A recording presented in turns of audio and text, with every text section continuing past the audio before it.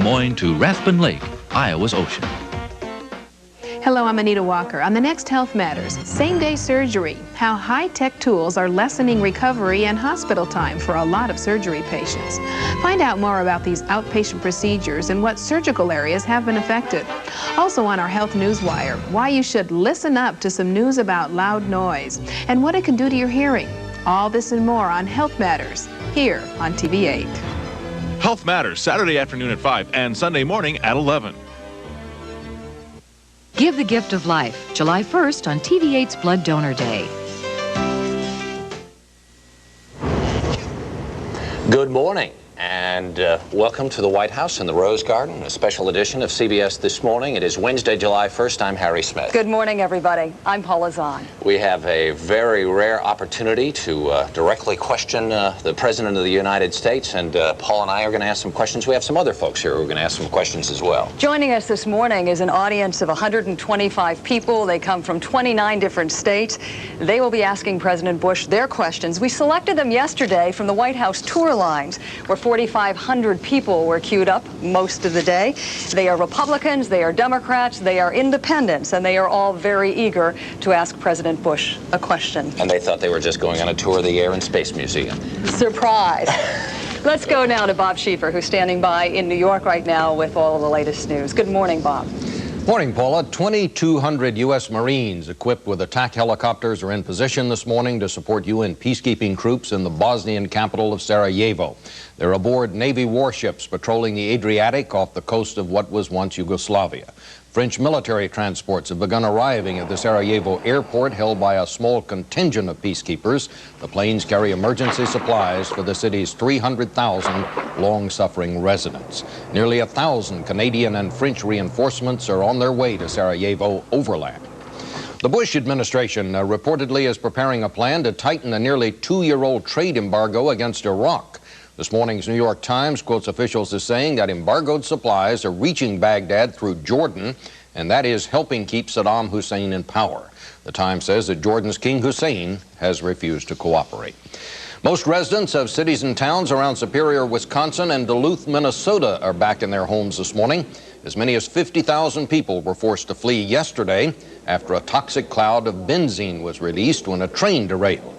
At least 25 people were taken to hospitals. The EPA says that major environmental damage could result from the spill. One of the country's biggest defense contractors, Hughes Aircraft, says it will lay off 9,000 workers over the next year and a half, most of them in the Southern California area, where Hughes is the largest industrial employer. The company blames the cutback on reduced Pentagon spending.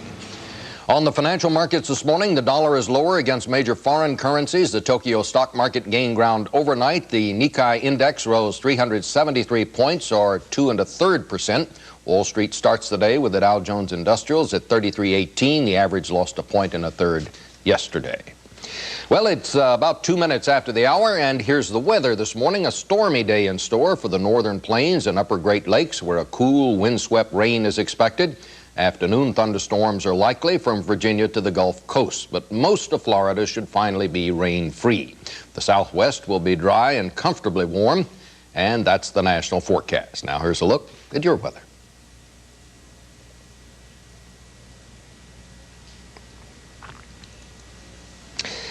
And that's the weather. Detroit, sunny and 77. In Washington this afternoon, thunderstorms 88. Well, we promised you a rose garden, and we go back there now to Paula and Harry. Thank you, Bob. That's exactly where we are, and President Bush has joined us. Good morning. It's a real pleasure to have you join us this morning. Good morning, Mr. President. Delighted to be here. Well, the audience is burning with questions this morning, but before we get to their concerns, Harry and I thought we'd ask you a couple of questions. I know how you feel about polls, but our latest There we go again. CBS News New York Times poll shows your approval rating at an all-time low at 34%. People say they see an administration adrift. No message, no clear vision on your part of where you want to take the country. A year ago, your approval ratings were at 90%. The American public was applauding your efforts in bringing around world leaders and putting together a coalition to stare down Iraq. Why isn't the American public seeing that same kind of leadership on the home front? I think it's there, to be very candid with you. We stood right here on these steps with Boris Yeltsin and announced a plan to eliminate these ghastly ICBMs, these SS-18s that the Soviets have, that Russia has, that have scared young kids like this for generations, decades, literally, not generations, but decades. And we worked out a deal to eliminate them. And it was U.S. leadership that brought that about. I think the focus is different. I think the economy has been sluggish. I think people are worried about their future. People that have a job wonder whether they're going to have it tomorrow. And to be very candid with you, I think we've got good programs to correct that. I will admit to having great difficulty getting them through the Congress. Programs that would stimulate the economy. I don't know what these folks are interested in, but I bet they're like every other American. How are you going to educate your kids? We've got a wonderful program on that. A great anti-crime, anti-drug program hung up in the Capitol. So I think people are saying, hey, the president hasn't been able to get these things done that we want. Education, anti-crime, help for the cities.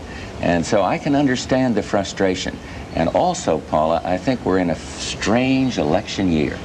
And I've decided, and you'll try to get me to do this, I've decided not to attack any of the opponents. And for 6 months, I've been sitting here as the spear catcher, catching barbs from many on the independent side, and also 1 on the Republican side and 5 on the Democratic side. But I think when we get into a campaign mode, which will be after our convention, we can get it in focus better. Let me ask you this question, though, because repeatedly in polls, Americans will also tell you they're tired of Congress blaming you and you blaming Congress for the problems today. They want solutions. If you are elected, it appears that you probably are going to be working with a Democratic majority. Now, wait a minute. Why do you say that? What do you base that on? History. Well, history. Well, history. For one. But let me tell you something about that one.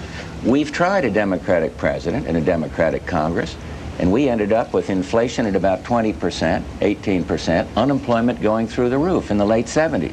What hasn't been tried in the last 35 years is a Republican House, a Republican Senate, and a Republican president. So I'll be making the case, look, not that all Republicans are perfect, but let's try something different. Let's go for change. Because I think the values that I'm spelling out, whether they're family values or education values, are in accord with what the American people want. Yes, they're frustrated, but the one thing that hasn't been tried is what I'm suggesting. So I have to challenge you when you say that it won't work the other way. I mean, I'm not going to give up on that. I don't think the American people should. A Republican majority, though, in Congress. How will you work any differently with Congress? Yeah, well, I'll tell you what, there will be some change. You've got 70-some members of the House. I see some smiles around here, some check bouncers and people of that nature that are decided to retire. So that'll make some change. And you take your case to the American people. And you say, here's what I care about. Health care plan, education, anti-crime legislation, say nothing of world peace, and now I need your help. And when you start in, as we did when I started as president this time, we got a wonderful clean air bill through. We passed the most far-sighted civil rights legislation in the ADA bill. We got a child care bill that says, look, let the parents choose. Let the parents take care of get the benefits from the federal government to look after their kids. We got those done early in my presidency. Why? Because Congress knew that I had won the election and it guaranteed the people I will do those things. You got to move early. I have a question on the news of the day. We have ships now in the Adriatic and troops there as well. How far are you willing to go? What kind of commitment are we ready to make to the people in Bosnia and Herzegovina? Well, once again, let me put that, I'll answer your question, but let me put it in perspective for you. Right now on Capitol Hill, people are arguing you really don't need a defense. We really don't need support, real strong defense forces. And the answer is we do. And yes, we have 2 task forces right now in the Mediterranean. I have the responsibility, ultimate, as Commander-in-Chief, for the deployment of those forces and the utilization of those forces. I have no plans at this juncture to use those forces. I am appalled at the human suffering and the killing in Sarajevo. And we will do what we are called upon to do, to utilize whatever we have to see that peace comes to that area. But right now, We are not prepared to use those forces. I saw your deployment of the fleet and those carriers there, and yes, I hope that sends a signal to the people over there that we're serious. But right now, I think the airport is opening again, and I hope it can be done without U.S. force. But my point is, we better stay strong. We have a great stake in world peace, and we are the leader. But the question some people are asking is, why have we waited so long? This slaughter has been going on for months now. Some people have even called it an extermination. What's taken us so long to take that extra step? What's taken us long is you had and I don't know that it's been so long. I'm sure to every person suffering over there it's been long. But what we've tried to do is work with the United Nations. You had Lord Carrington, in whom we have confidence, try to work it out. You had Cyrus Vance try to work it out. You've had the French president go over there. The EC were in the forefront of this. This is fundamentally something that they feel is a European problem. And so it's I think, on a problem where you have all this concern inside of what used to be one country, it's right for the United States not to go ramming in as the sole perpetrator of force. When I used force in the Persian Gulf, it was after exploring all kinds of ways for a peaceful solution. We've got lots of questions from lots of people from all over the country who were surprised to find themselves getting up this morning and coming to the White House. And tell us your name and what your question is for the president. My name is Martha Hale. I'm from Gainesville, Georgia, and I'm a mom of 2 teenagers and a school teacher. And Mr. President, like many Americans, I have a tremendous concern for our country's economic future. And in particular, I would like to know what you can say to me to reassure me that there will be Social Security benefits for me and for my children as we reach the age where we need these things. I can put you at ease on Social Security because I don't know of any Republican, Democrat, independent in office who wants to touch Social Security. I don't. As we try to get this budget deficit down, and we must do that, it's not fair to this little guy here or the one behind him to keep mortgaging the future with more and more deficits. But Social Security is and will continue to be off bounds and protected as long as I am the president. And I feel strongly about it, and we can get the deficit down without touching Social Security. So let me put you at ease. Nobody's going to touch it, believe me. And in fairness, I should say, I don't know of any Democrat that would do that either.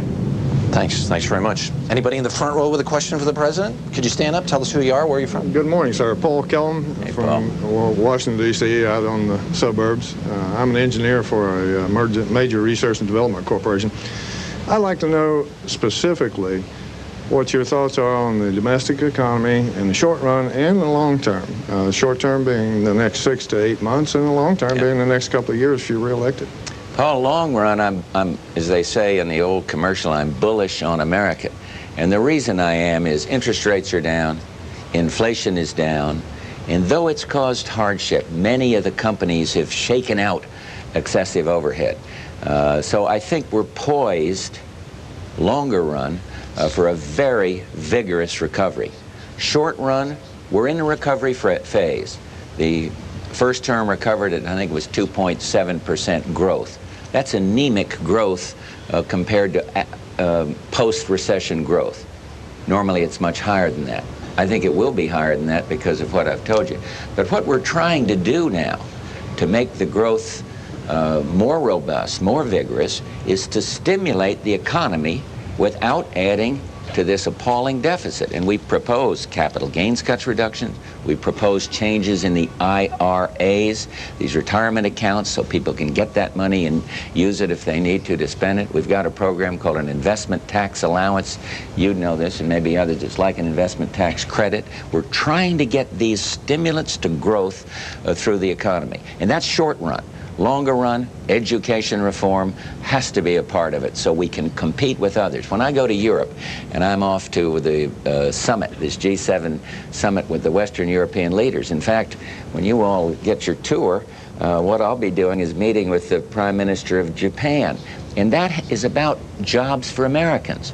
It's about expanding our markets in Japan and in Europe, getting economic growth going there so we can have more exports. Exports have saved us in this tough time. So short run, let's stimulate growth. Let's work with the foreigners to open up those markets more, and that means free trade agreements. And longer run, do better on the education front and get the deficit under control. And I hope I get asked about that when I came prepared. Believe me, you will be asked about that. Listen to this. More questions for the president when we come back. We'll be right back.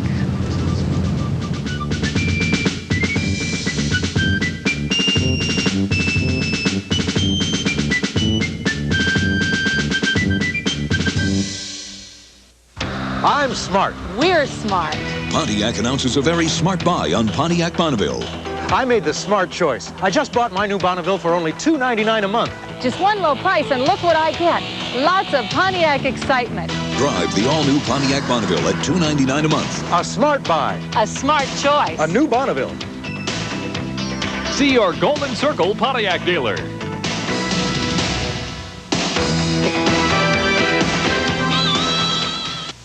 New Yoplait Parfait style yogurt. What's to like? 3 layers. Real creamy. Fun to eat. Oh, it's low fat too. So, how do you like that? Parfait style Yoplait. Do it for you. New Yoplait fat-free. Fruit in the bottom. Active yogurt cultures. Not 1 ounce of fat. That's why Mary Hamilton does it every day. Smooth, creamy Yoplait. Do it for you. I shop at Roosevelt Bootery. I like my feet to make a fashion statement. I want pizzazz. I want sizzle. I want shoes in the latest styles and all the best brand names. Why? When the man of your dreams falls at your feet, you've got to be wearing great shoes. I shop at Roosevelt Bootery. They have a great selection of dress, casual, and sports shoes and the quality brand names I want. Great service, too. That means one-stop shopping. Face it, when you're climbing the ladder of success, you've got to have the right shoes. Shop Carpet Gallery, the home of Padman, for quality, value, and service the way it used to be. Well, after comparing costs, we found that Carpet Gallery was the better place to buy. Well, we looked at Pigeons and Carpetland, but the prices were much better here. This was the store that had the most for the money. Best deal in town. Now through July 4th, get our Best Pad free on every sale carpet, plus no payments, no interest till 1993 with approved credit. The Best Pad free sale ends July 4th at 6 p.m. at Carpet Gallery.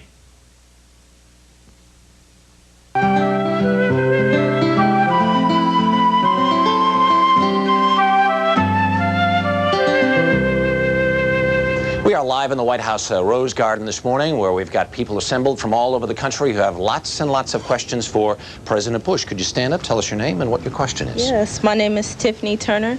I'm from San Diego, California, and right now I'm a senior in high school. Good morning. My question to you today is, what kind of programs or operations would you promote to evaluate all gang violence in our inner cities? It's a very important question. Let me put it in perspective for you for those who are not from gang-infested areas. Tiffany asked the right question. Part of the problem in the Los Angeles riots stemmed from just wanton destruction by gangs.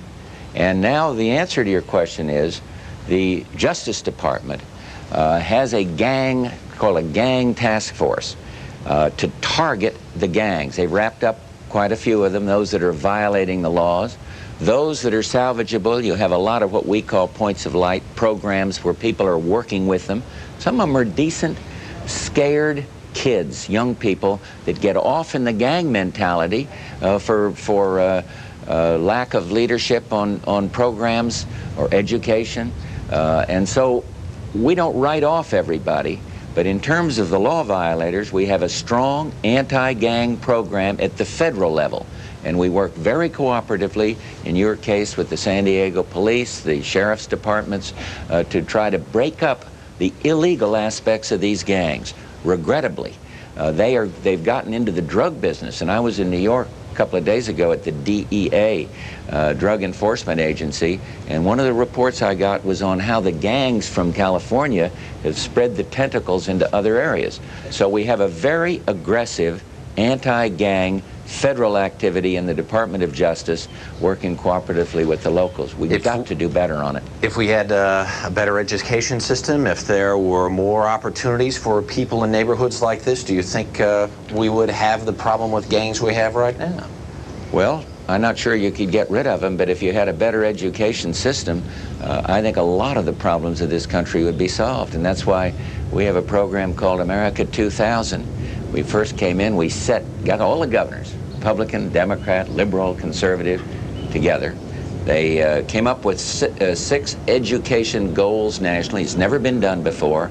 And now we're trying to achieve those largely through a program called America 2000, which literally goes into some of these communities, said doing it the same old way isn't good enough. We're going to revolutionize education. Start over. Some schools want longer curriculum hours, some want shorter. Some want to change the program, some want to keep it the same. But let the locals decide it, but put the emphasis on local and state cooperation, but with federal emphasis on achieving these national education goals. Mr. Bush, if I could ask you this, is the implementation of those programs going as quickly as you'd like, and if not, why? Well, the parts that don't require legislation, you're going to get me in the mode of blaming Congress. Look, we have a thing called New American Schools up there, and we've asked for half a billion dollars to get this through, and it's not. The people that control the subcommittees on education are going about it the same old way. But a lot of good things are happening. There are over 2,000 American 2000 education communities where people in communities, people like this say, hey, we're going to do something about it. And I would remind everybody in your audience that 6% of total education funding is federal and 94% is local and state. Citizens like these being taxed at the local level to pay for their schools. I don't want the federal government to dictate what a teacher should make or what a curriculum this guy should have in his school. And so the parts where you get community cooperation are going very, very well, but it's just beginning. Is there anything you can do specifically to help break that logjam? Well, I'm trying hard. State level, well, a lot of it is exhorting. Because the part that requires legislation, you fight it. You take it to the American people in the fall. You say, we've got a good idea, a brand new approach to education, and please help us elect people that are going to think new thoughts with us. But in terms of what I can do now, yes, and we go across and salute the programs as I did in Minnesota, for example. The other day we announced here a GI Bill for Kids, which is a wonderful program, and it's school choice.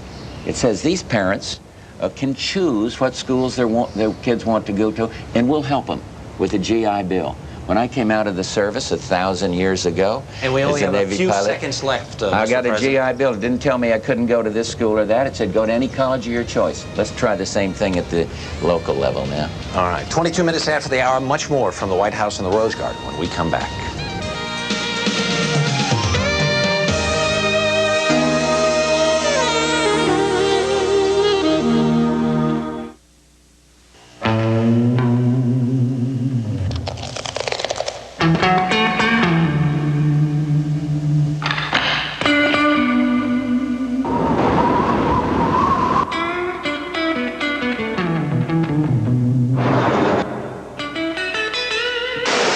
Ladies and gentlemen, summer has officially arrived.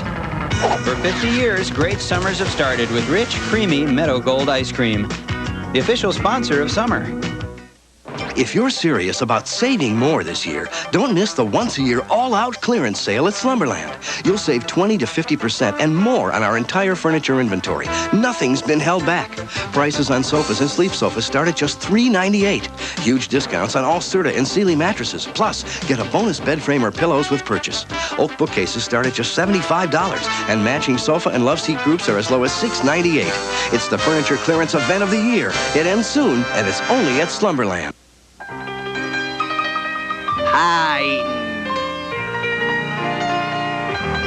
Stilt walking, seed spitting.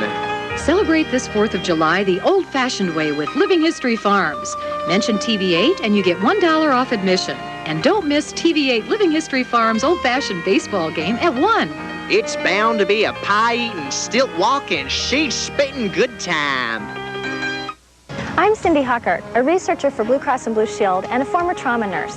As a nurse, I know the need for blood is high during the summer months. During this time of year, the Blood Center of Central Iowa can run dangerously low on blood supply. That is why TV8, along with Blue Cross and Blue Shield of Iowa and the Blood Center, are sponsoring the 10th Annual Blood Donors Day. On July 1st, you can donate from noon to 9 p.m. at either Valley High School or the TV8 studios. Please help us maintain a safe and adequate amount of blood. Please donate. This TV8 News Break is brought to you by Carl Chevrolet Geo. And good morning, I'm Liz Murdian with this live news break. Temperatures will warm up to the high 80s this afternoon, and chances for rain are possible for most of the holiday weekend. Currently in Des Moines, it's 69 degrees. I'll have the complete forecast in a moment. The battle over the abortion issue reaches Congress today when a Senate Labor and Human Resource Committee considers a bill to protect the right of abortion. Last night at the Iowa State House, pro-choice groups rallied and vowed to keep abortion safe and legal in this state.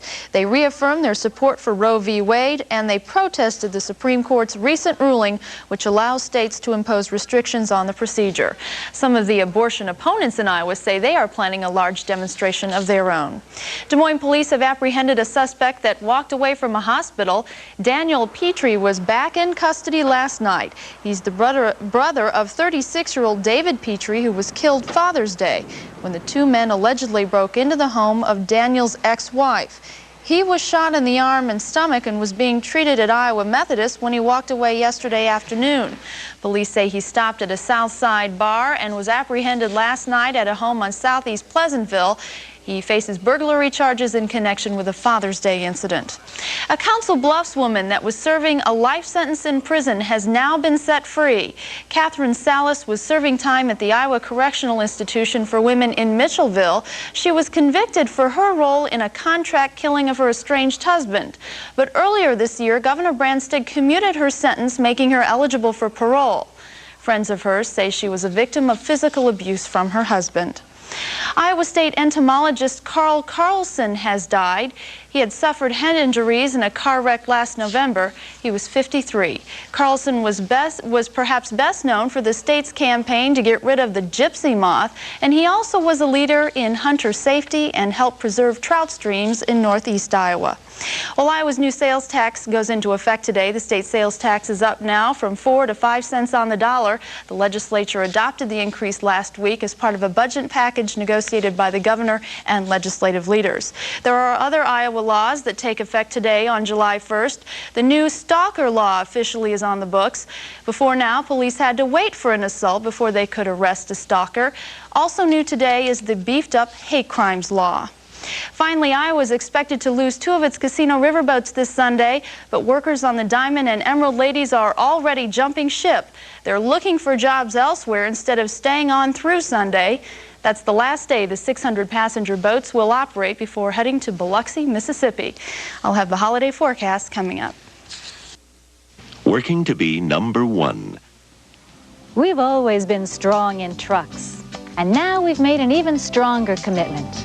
We've increased our inventory to the point that we now have a bigger selection of trucks than ever before. S10s, Blazers, 4x4s, dualies, and more. We're working to be #1 in trucks. Ankeny, exit 90 off I-35. Carl Chevrolet Geo. Rain has been reported in northwest Iowa, but we have a very slight chance, only really a 20% chance for rain this afternoon with a high of 87 degrees. Tonight, scattered thunderstorms with a low of 66, and for Thursday, the same, scattered thunderstorms possible with a high of 90. The outlook for the 4th of July weekend, a chance for rain Friday and Saturday, sunny on Sunday, highs in the 80s and lows in the 60s. Currently in Des Moines, mostly cloudy skies. The temperature 69 degrees, winds are calm, humidity 84%, and the barometric pressure is steady. That's my report for this morning. I'm Liz Murdian. Don't forget Blood Donor Day here at the studios or at Valley High School from noon to 9. Have a good Wednesday.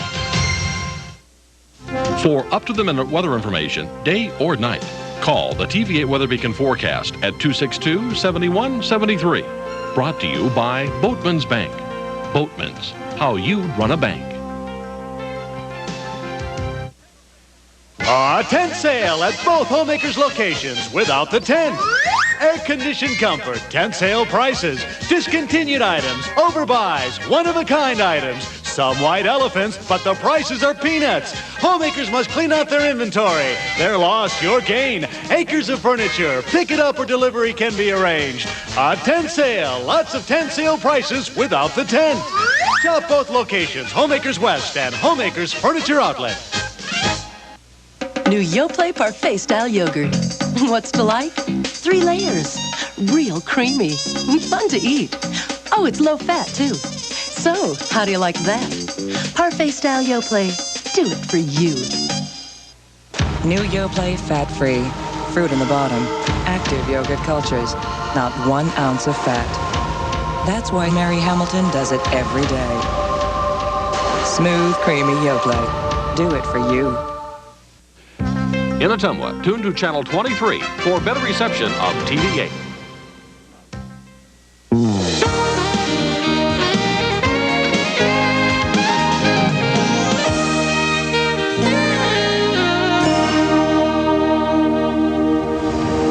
From the Rose Garden of the White House, welcome back to a special edition of CBS This Morning. I'm Paula Zahn. And I'm Harry Smith. We've got people here in the Rose Garden assembled from all over the country. We literally tapped folks on the shoulder as they were standing in line yesterday, getting ready to go on a tour of the White House, and asked them to come here and ask some questions. We're going to get to some more audience questions in just a second. I want to talk about the Supreme Court this week, the decision on Roe versus Wade.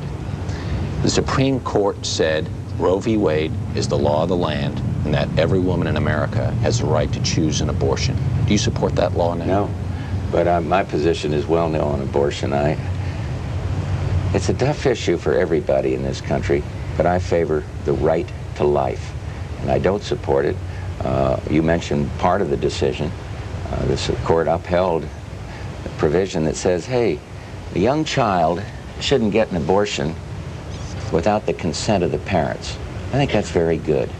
I think that helps strengthen family, and I think that was a wise decision. So, but no, I am not in favor of Roe Wade, and I would like to see a decision go the other way on it. If you're reelected, will you work to get another Supreme Court justice appointed that will help overturn Roe v. Wade? Well, let me tell you something.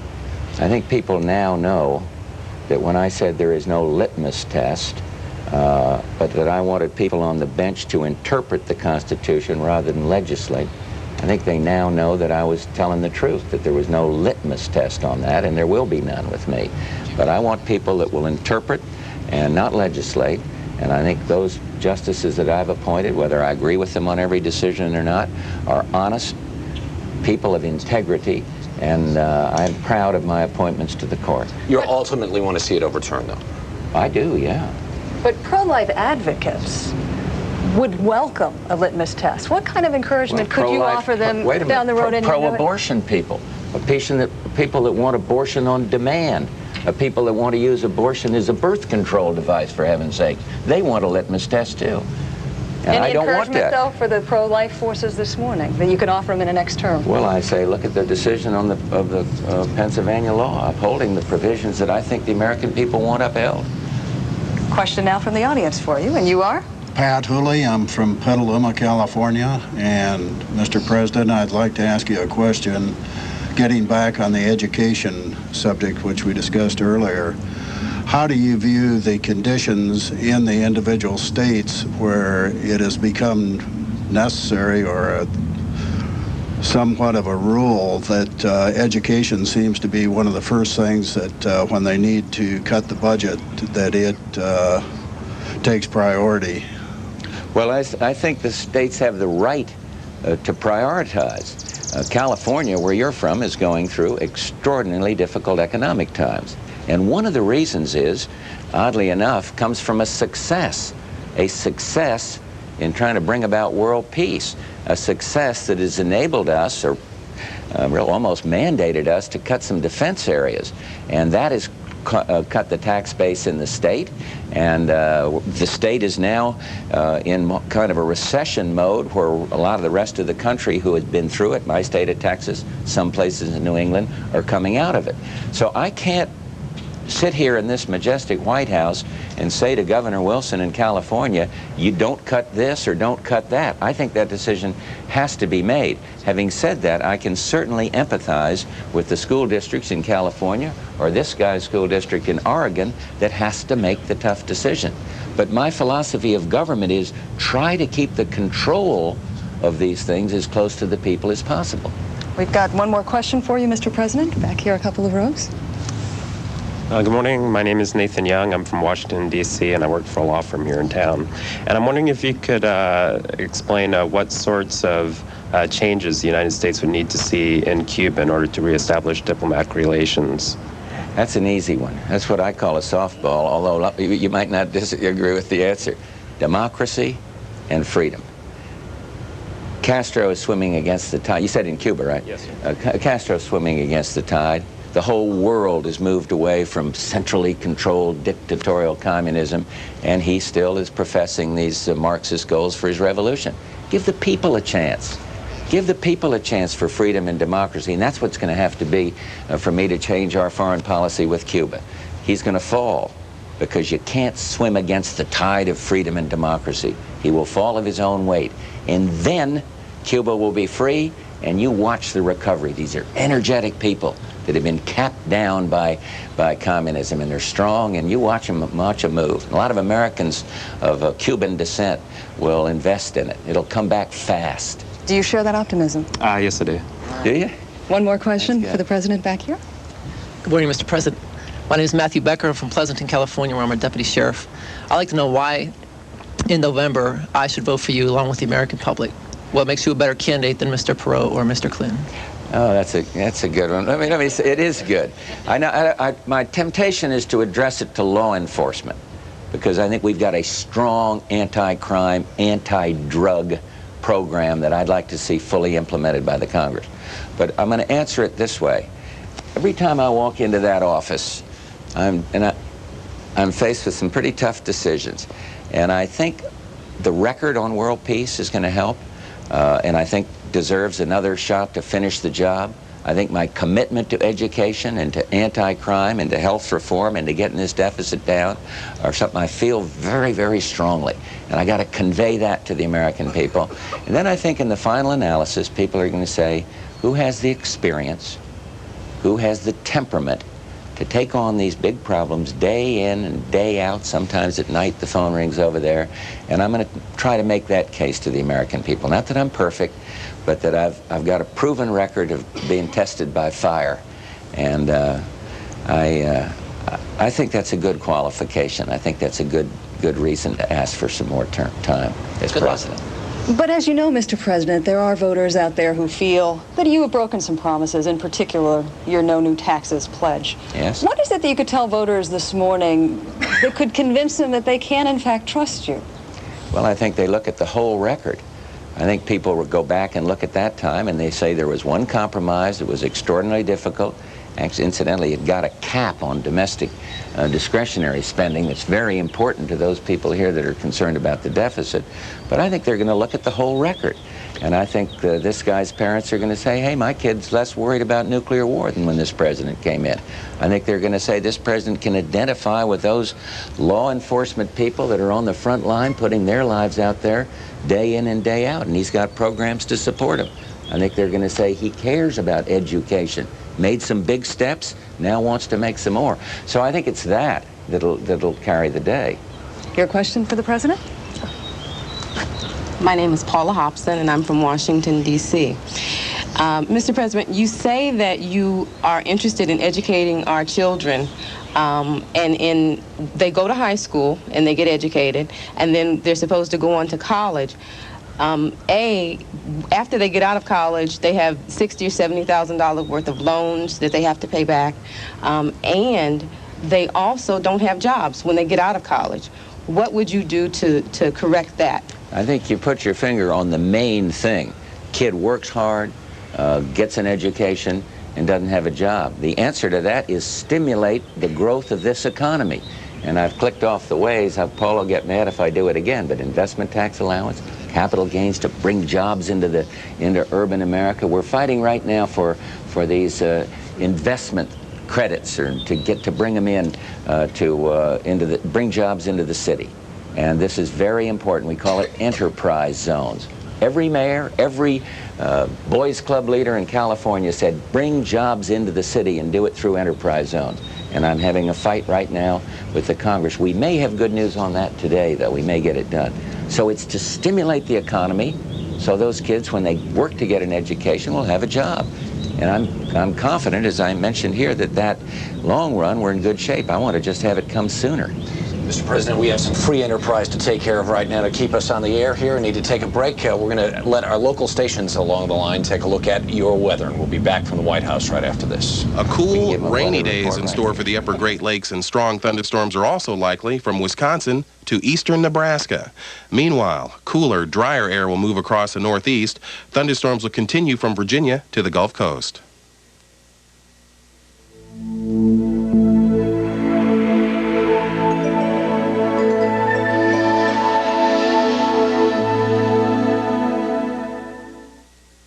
Who are you going to call the most this month? I probably call my mother the most. My mother. My mother. With Sprint's new program, The Most, you'll automatically save on whoever you call the most each month. My mother in Kansas. My mother, because she worries. You'll also save every time you call one of the millions of other Sprint customers. My mother in Montana. My mom.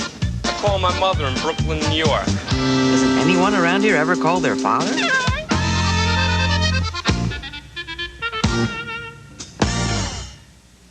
Suddenly, vitamins are all over the news. Fact is, 2 out of 3 adults don't get all that's recommended in their diets. 2 out of 3? Wonder if I'm getting the vitamins I should. There is a cereal, though, that has 100% of 10 essential vitamins. Whole Grain Total. Of course. Just one bowl gives you a full day's allowance of these vitamins.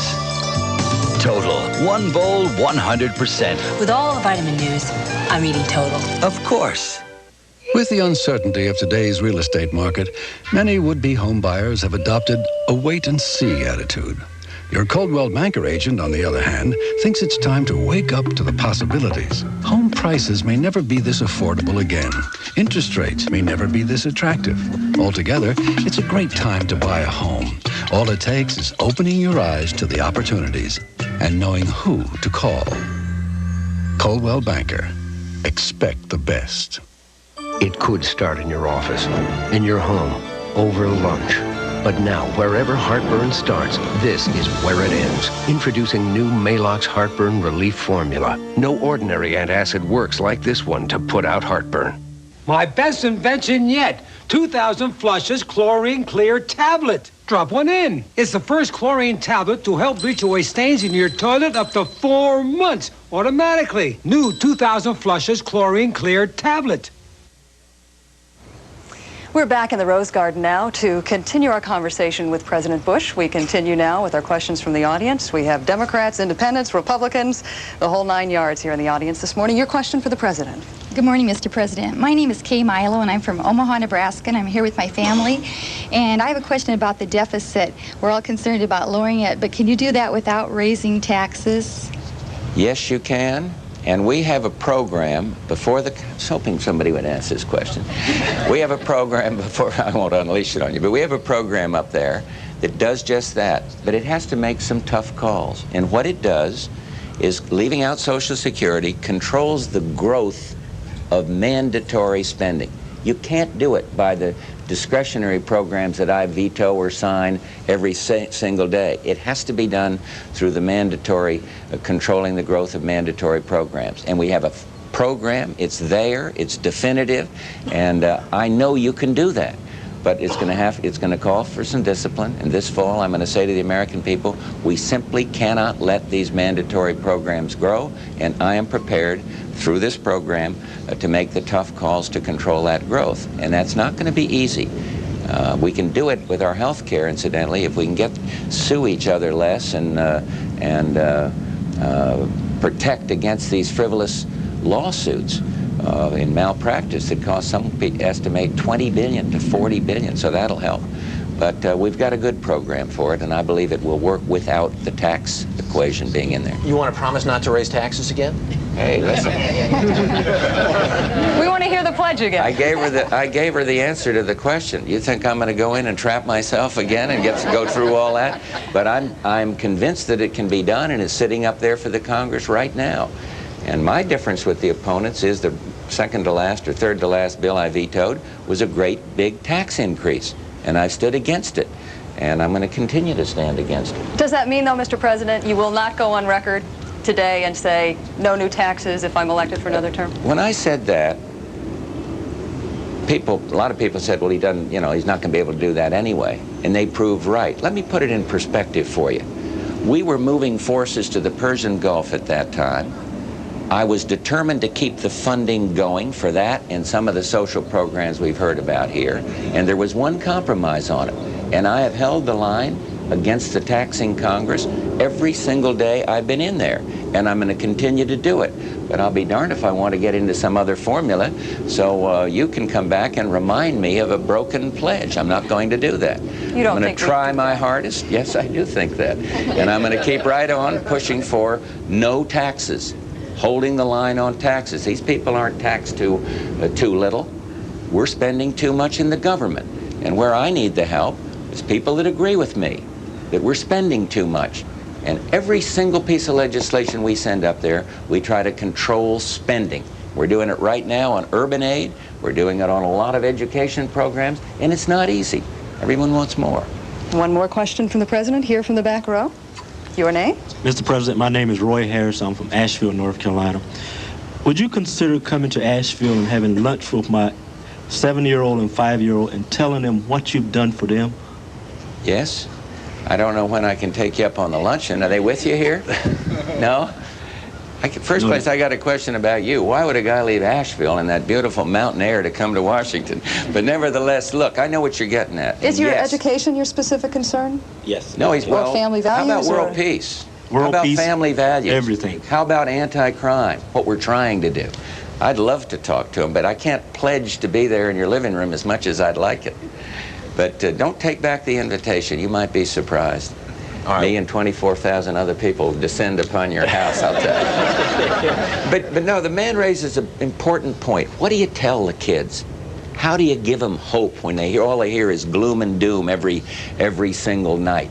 Economy recovering, and yet all the reports are 92% of them that the economy's getting worse, and it's not.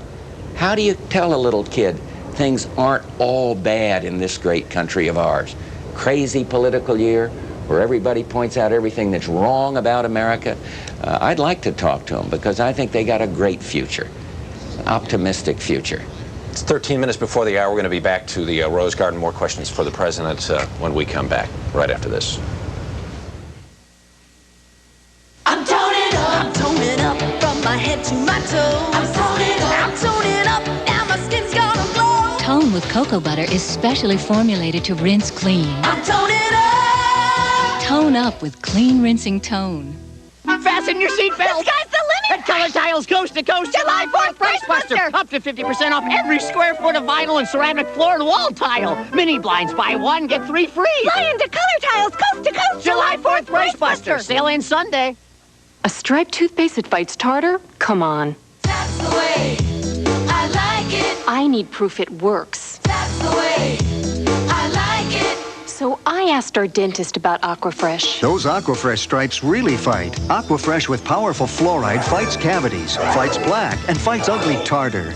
All concentrated in the only toothpaste striped to fight. It works. They like it. I'll buy it. Aquafresh, the one they like is striped to fight. I like it. Let me tell you the real story behind most orange juices. The fact is, they take out nature's water to form a concentrate, then put different water back in. Strange, isn't it?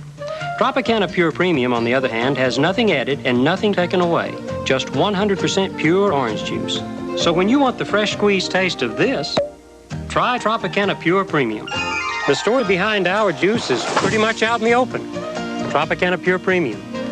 You just can't pick a better juice.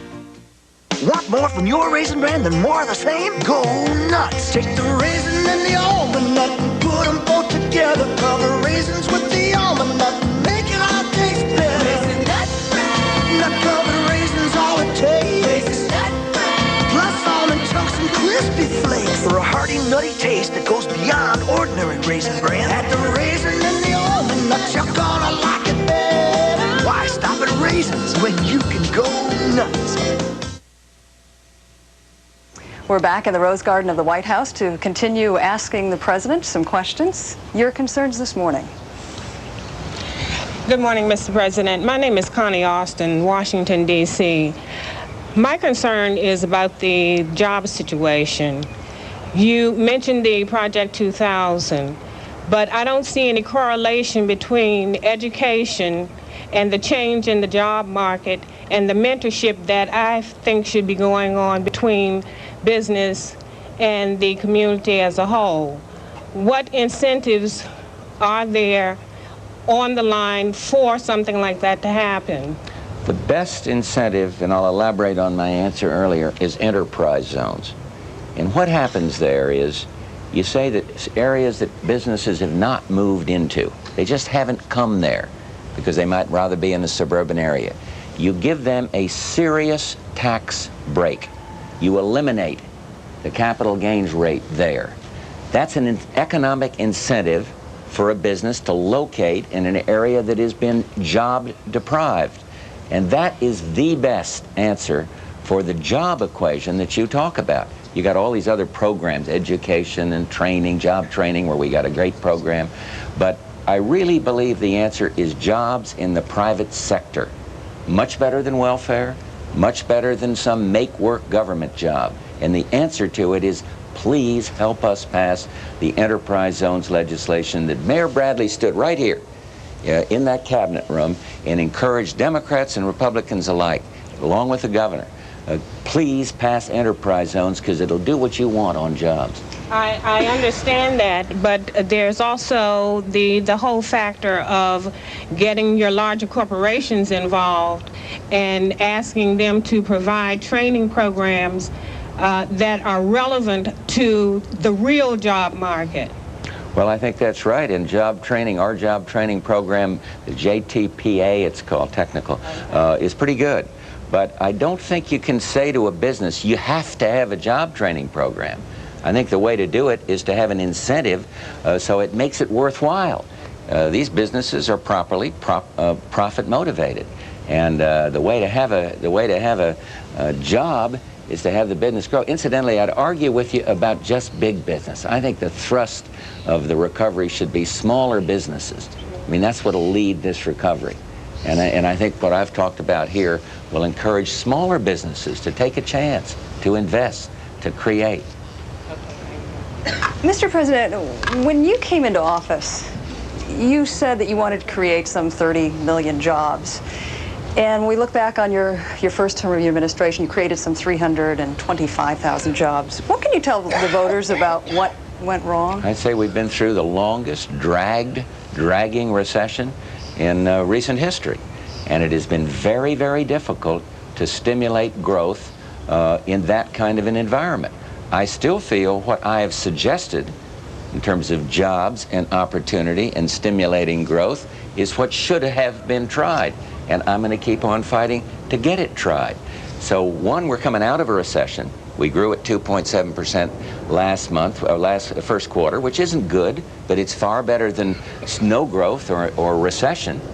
We're in a recovery now. But people are somewhat frustrated because they say, how come the White House didn't recognize sooner the suffering that they all knew they were encountering on a day-by-day basis? Because for the longest time, I said, there's no recession, there's no recession, well, there's no recession. Well, I think if you'll go back to what I've been pushing for since I first got here, you'll see that there was an economic program that would have helped, might not have avoided the recession, but would have helped stimulate growth. I happen to believe we need a balanced budget amendment. It will discipline the Congress, it will discipline the White House, and 80% of the American people agree with me, and it was frustrated by the Democratic leadership in the House the other day. And I'm going to keep on fighting for it. But the Congress is pretty tough. They're tough opponents. So let's change the Congress if you want to change something and get something done that I think the American people want done. We're going to continue our conversation with the president in just a moment. Please stay with us.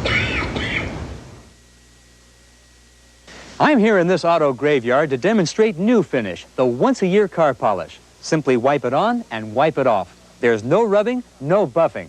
Look how New Finish restored a deep, hard shine to even this weather-beaten old car. Next, we polished this car with New Finish and ran it through 52 car washes.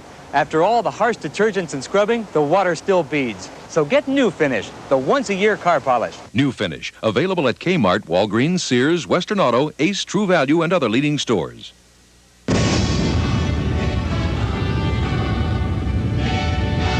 Fire from beneath the mountains of Colombia gave the land its richness.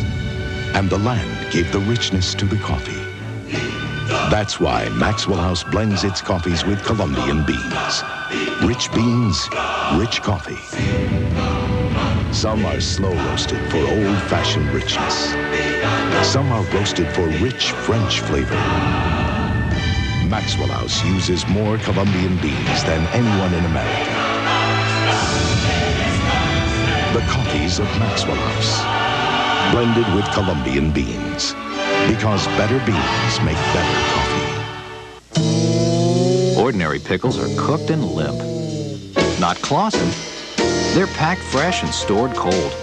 So they're always crisp and delicious. Taste the difference. Cold, crisp, Clausen. Healthy. A lot of foods are wearing that name.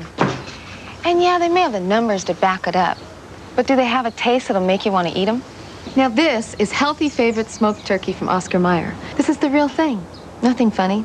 It's real turkey breast that's naturally low in fat and only 12 calories a slice. And the taste? Well, the proof's right here.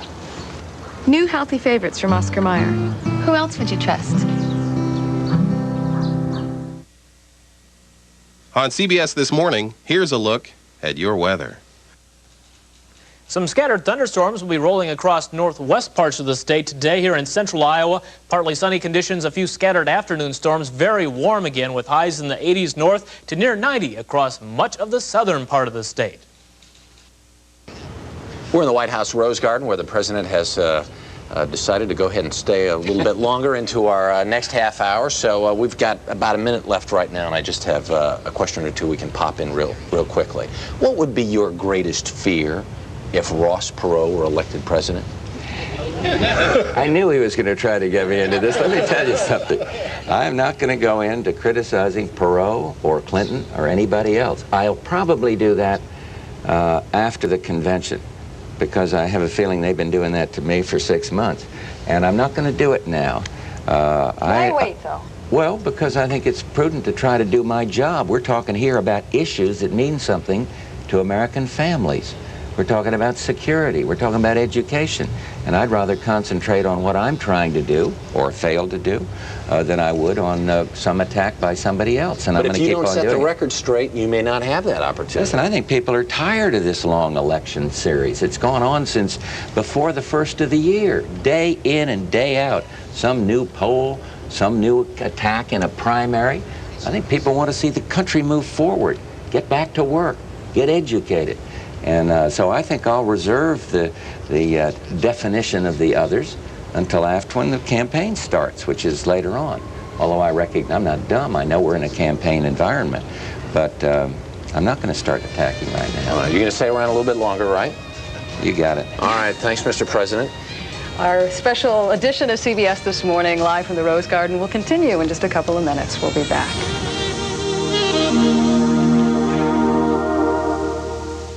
Think organized crime is beaten? Think again. This is the new face of organized crime. Is anything being done about it? Tonight's Eye on America on the CBS Evening News. This summer, Howie Mandel comes to CBS. This show's called Howie, and I tell you, as soon as I heard that they were doing this show, I called my agent and I said, hey, I'm right for this. Howie premieres tonight. A serial killer's nightmare world becomes a cop's obsession. Well, you really know this guy, don't you? Yeah. An innocent woman. You can help us catch him. Becomes the bait. He wants you. He's chosen you. To trap a maniac before he kills again. Release your soul. Lee Horsley, Bodies of Evidence, Thursday. This is CBS. Suzuki Incorporated announces the two-for sale. 2 new Suzukis for 1 low price. Now you can have this fun-to-drive Suzuki Sidekick 4-door with 4-wheel drive and this really sporty Suzuki Swift 2-door, both for only $389 down and $389 a month. That's right, you can get both for $389 down and $389 a month. With payments this low for 2 new Suzukis, imagine how little only one would be. The two-for sale at Suzuki Incorporated, a great deal at 4515 Merle Hay Road on the Merle Hay Auto Mile in Des Moines. When Lighthouse Marine in Ankeny opened, we promised Central Iowans 3 things: selection, quality, and value. We've delivered on our promises, and you've said thank you by making us the #1 boat dealer in the area. At Lighthouse Marine, we feature Bayliner boats, like this popular 1850 Capri Bowrider. Complete boat, motor, and trailer, only $99.95. Selection, quality, and value. Promises we keep at Lighthouse Marine. Come see the huge selection of Bayliner, Arriva, Supra, and Alumacraft boats. We're your authorized service center for all your boat and motor needs. Lighthouse Marine, Ankeny. If you're serious about saving more this year, don't miss the once-a-year all-out clearance sale at Slumberland. You'll save 20 to 50% and more on our entire furniture inventory. Nothing's been held back. Prices on sofas and sleep sofas start at just $398. Huge discounts on all Serta and Sealy mattresses. Plus, get a bonus bed frame or pillows with purchase. Oak bookcases start at just $75, and matching sofa and love seat groups are as low as $698. It's the furniture clearance event of the year. It ends soon, and it's only at Slumberland. Liz Murdian on TV8, Iowa's news leader.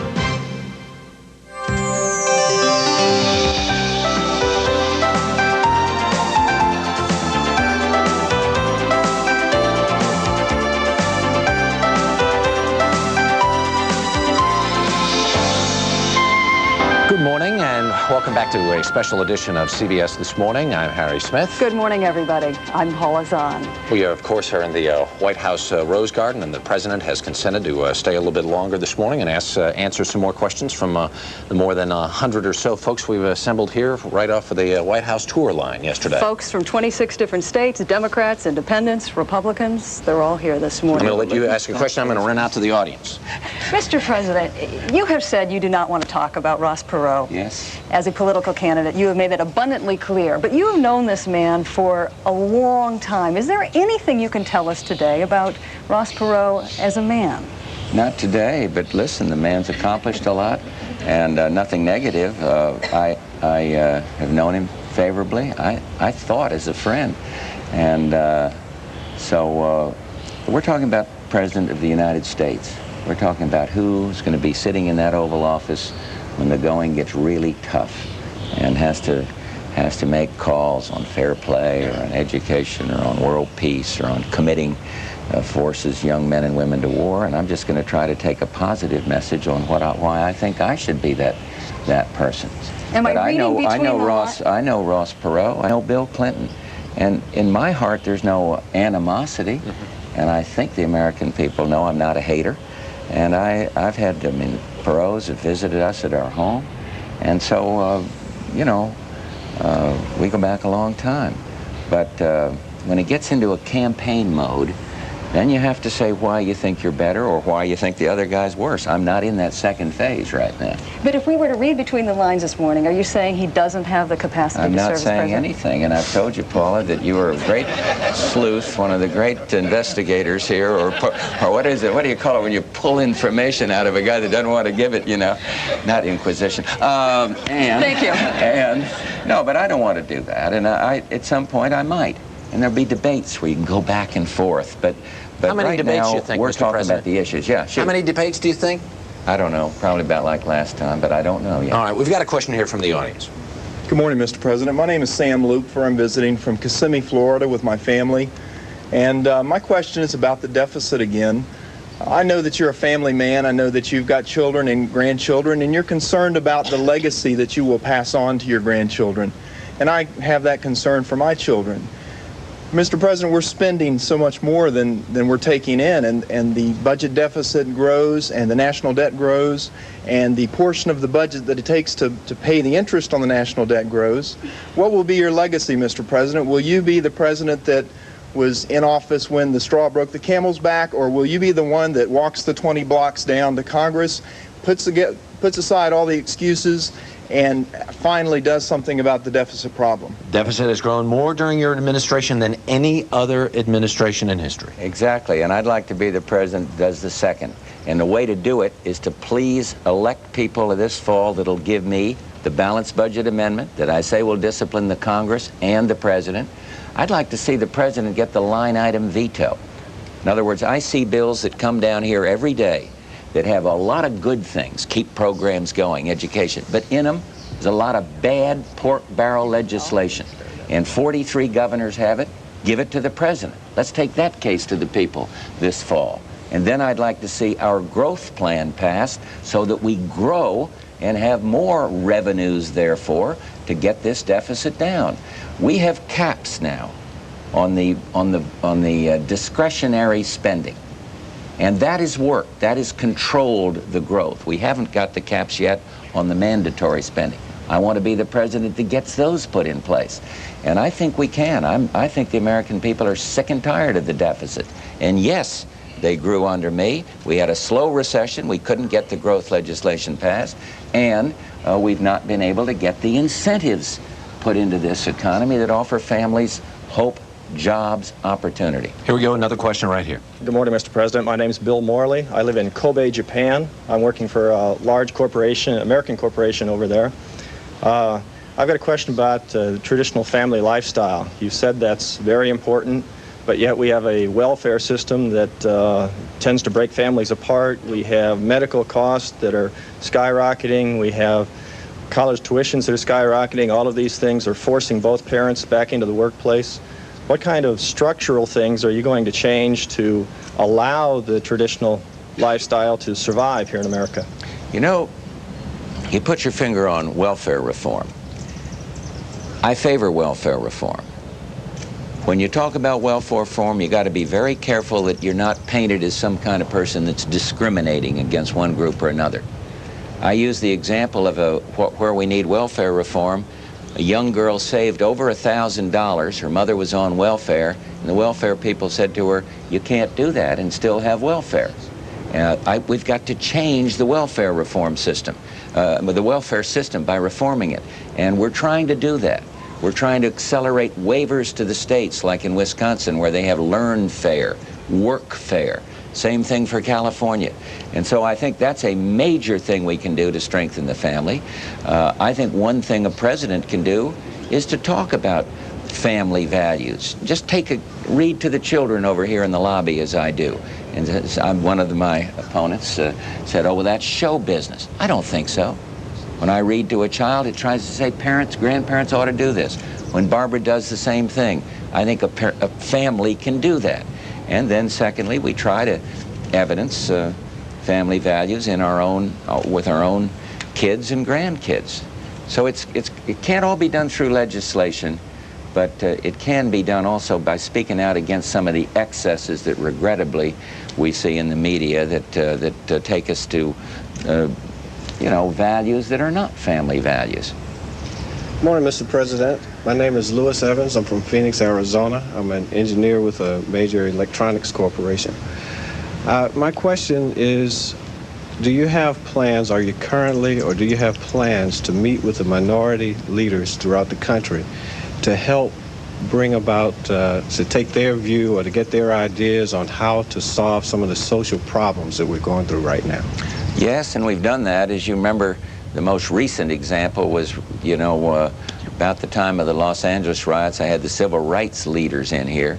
This week, I believe it's this week, we're having the black mayors in here, a wonderful group of people that probably have a better view of the problems than any other elected group, of the minority problems. These are elected black mayors. We're in touch a lot with minority groups of all kinds, Hispanics and blacks, and I think I have a feel for the suffering and the concern that people feel in the minority community. Take great pride in the fact that we passed the foremost civil rights legislation in the last decade, the ADA bill, and civil rights legislation to protect against discrimination in the workplace. But I don't think it's all legislation. I think you're saying, do you understand the problems of jobs and education, like this lady said? And I think I do, and some of it is from staying in close touch with respected leaders of the minority communities. Got another question right here. Good morning, Mr. President. My name is John Argentia. I'm visiting Washington with my family. We're currently living in Canada, even though we are Americans. My hometown's Hudson, Ohio. Mr. President, my question deals, a lot of the questions this morning have been about domestic issues. People are really concerned about America on a domestic, in the domestic arena. My question deals with a foreign policy issue. And what it is in particular is the role of America internationally. The Cold War's over now. What do you see as America's direction on the international front? What's our job? Our job is to continue to work for peace and democracy around the world. It is to expand our markets. That's why I'm going to Europe this next week, to increase opportunities for Americans through getting access to the other guy's market. And so it's a combination of security and opportunity. And I'm glad you asked a foreign policy question, because except for Sarajevo, we haven't heard much about it. And it is very, very important. After Desert Storm, we became the undisputed leader of the free world. And people look to us not only to keep the peace and to enhance democracy and freedom, but to help, to offer opportunity. And I am going to stay involved as a leader. My responsibilities are the national security of this country. And I'm going to see that we're strong enough to do what we have to do to guarantee a safe future for these kids. Let me follow up. Stay involved. Let me follow up on the national security question for a second. Talking about Iraq and Saddam Hussein, why did we continue to support Saddam Hussein even though we knew he was skimming U.S. support to help develop his nuclear arsenal? We didn't know that. We didn't know that? And I don't know where you got that, Harry. The State Department? The State Department didn't know it. And what we did is try to bring him into the family of nations. And what you're doing is repeating something that these candidates are saying, or some of the guys that voted against Desert Storm are saying. There's not a public record from a State Department employee that suggests that you can talk money about wasn't one being State diverted. Department employee, and if we'd have known it, it wouldn't have happened. We did not go to enhance his nuclear, or biological, or chemical capability. I have an executive order out on specifically that. And you have repeated something that isn't true. And all these hearings up there are for a bunch of people that want to redefine something that was noble and good, Desert Storm, and make it bad. And yes, we tried to bring him into the family of nations, just as I'm trying to do with others around the world today. And I'll keep doing it. But when somebody invades another country, we are not going to permit it. And in not permitting it, we had the respect of every nation in the world. And so I'm glad you asked that question, and I feel very strongly that these revisionists who stood against us on Desert Storm are now trying to make themselves look good before this election. It's pure gut American politics. Here we go. Hi, my name is Jennifer. I'm from Tucker, Georgia. Why don't we come out here so the president can see you? My question is, how are you helping the rainforest? Helping the rainforest by having the best environmental record of any country. And we're doing well in our reforestation program that I opened up down there, brought new additions to in Brazil, is just a really good program. And we are the leaders in reforesting. We've changed the rules on what they call clear cutting. But you're right to be concerned about it. And we've got a good environmental record, and I got something to give you when this program is over, because I thought somebody would ask a program about the environment, and here it is, and you can read all about it and take it home and show your teachers. You say the Clean Air Bill is one of the things you're most proud of. Why did you allow the Vice President then to go ahead and come in with some programs that are going to change it? Some of the people who were long supporters of it say it has been in effect gutted now. What, give me an example of what provision. Henry Waxman said it. Well, come on. And the fact is that now companies can pollute more, hundreds of tons more pollution now than they could before when their bill was originally written up. You know what we've spent on pollution control as a country in the last 10 years? $800 billion. You know what it's proposed to be in the next 10 years? $1.2 trillion. The air is cleaner. We've made dramatic headway. And because I don't knuckle under the environmental extremists, because I want to try to keep American families working, I'm laid open to this kind of allegation. I mean, it's weird. We've got a great environmental record. And I went down to Brazil, Harry. All the people way out on the extreme saying, sign this. It is not leadership to sign something that is going to throw families in Oregon out of work. We've got to find a balance between sound environmental protection and keeping these American families with hope and opportunity through jobs. And that's what I've tried to do. We've got a good record. We are the leader in world environment, and I have no apologies at all, and I will not sign an extreme legislation out of a House of Representatives that's in dispute. So, you know, Mr. President, however you want to phrase it. I have an even broader question for you now. We talked a little bit earlier this morning about polls showing the American public thinks the administration is adrift.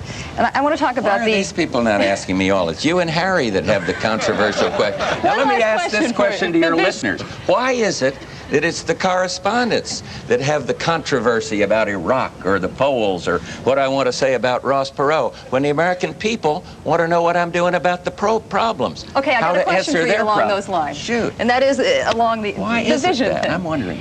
Can you articulate this morning, if you were elected to another term, what would be a number one domestic, what would be the number one thing on your domestic agenda that you would take from stage 1 to fruition? It can't be one. It's got to be education and growth in the economy, jobs, so it gets to the heart of her question. And then you have to have the safe environment. People are scared to death in their communities. And that means anti-crime, anti-drug success. So it's a combination of education, of reform in health care, of growth, and then standing up for values that people are allowed to be safe in their own homes, and a kid shouldn't be scared walking home from school. It's that area that I want to be have real success in these next 4 years. In your judgment, what is it going to take to pull off those goals that you've just mentioned this morning? More people that agree with me on those issues, and it's going to take my just digging in and saying we're going to get this done. And one good thing about the election, it's going to take the case to the American people. All you people that want bills that are soft on the criminals, stand over here, take your case to the American people. I'm going to keep fighting for one that is tougher on the criminals. Let the American people decide it. My education program, take it to the people. And then, Paula, the people having spoken, move that first 90 days in the Congress to keep these neighborhoods safe, to better educate the kids. It's Why didn't clear that in work my in the mind. first term? It did work. Did it work? Child care, I mentioned. ADA bill, the best civil rights bill we've had in ages. It's worked on some things. Clean air that they've asked about, that was done in the very first year. And so you move when the American people's voice is ringing in the ears of the politicians. That's what you do. And then you keep working for world peace. Please don't forget that. It's 16 minutes after the hour. We're going to come back. We have just a couple minutes more with the president, and for our stations along the line, here's a look at your weather. We'll be right back. A cool, rainy days. Some scattered thunderstorms will be rolling across northwest parts of the state today here in central Iowa. Partly sunny conditions, a few scattered afternoon storms. Very warm again with highs in the 80s north to near 90 across much of the southern part of the state.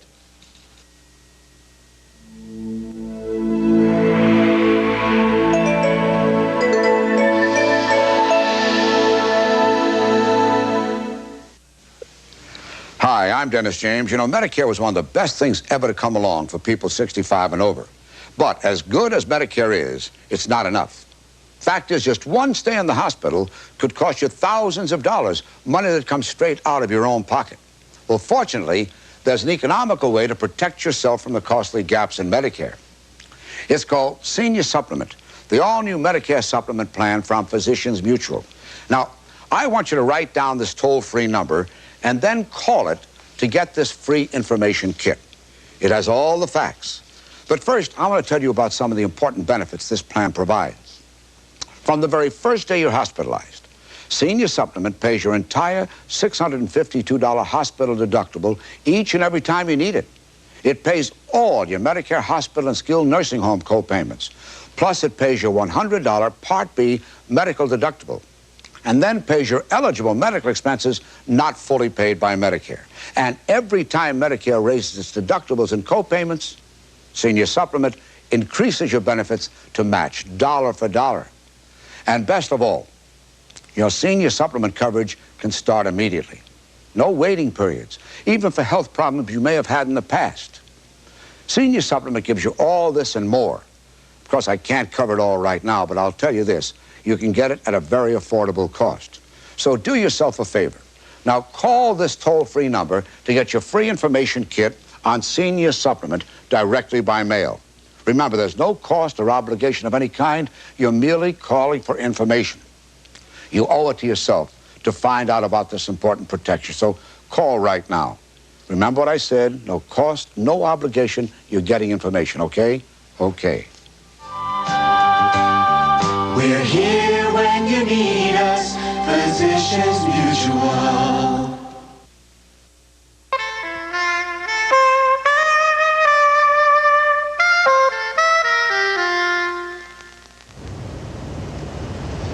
Back in the White House Rose Garden with more questions for President Bush. Go ahead. Hi, I'm Yvonne Doty. I live in Hideaway Lake. That's a little community in East Texas. Thank all of you for this opportunity. You spoke of balance.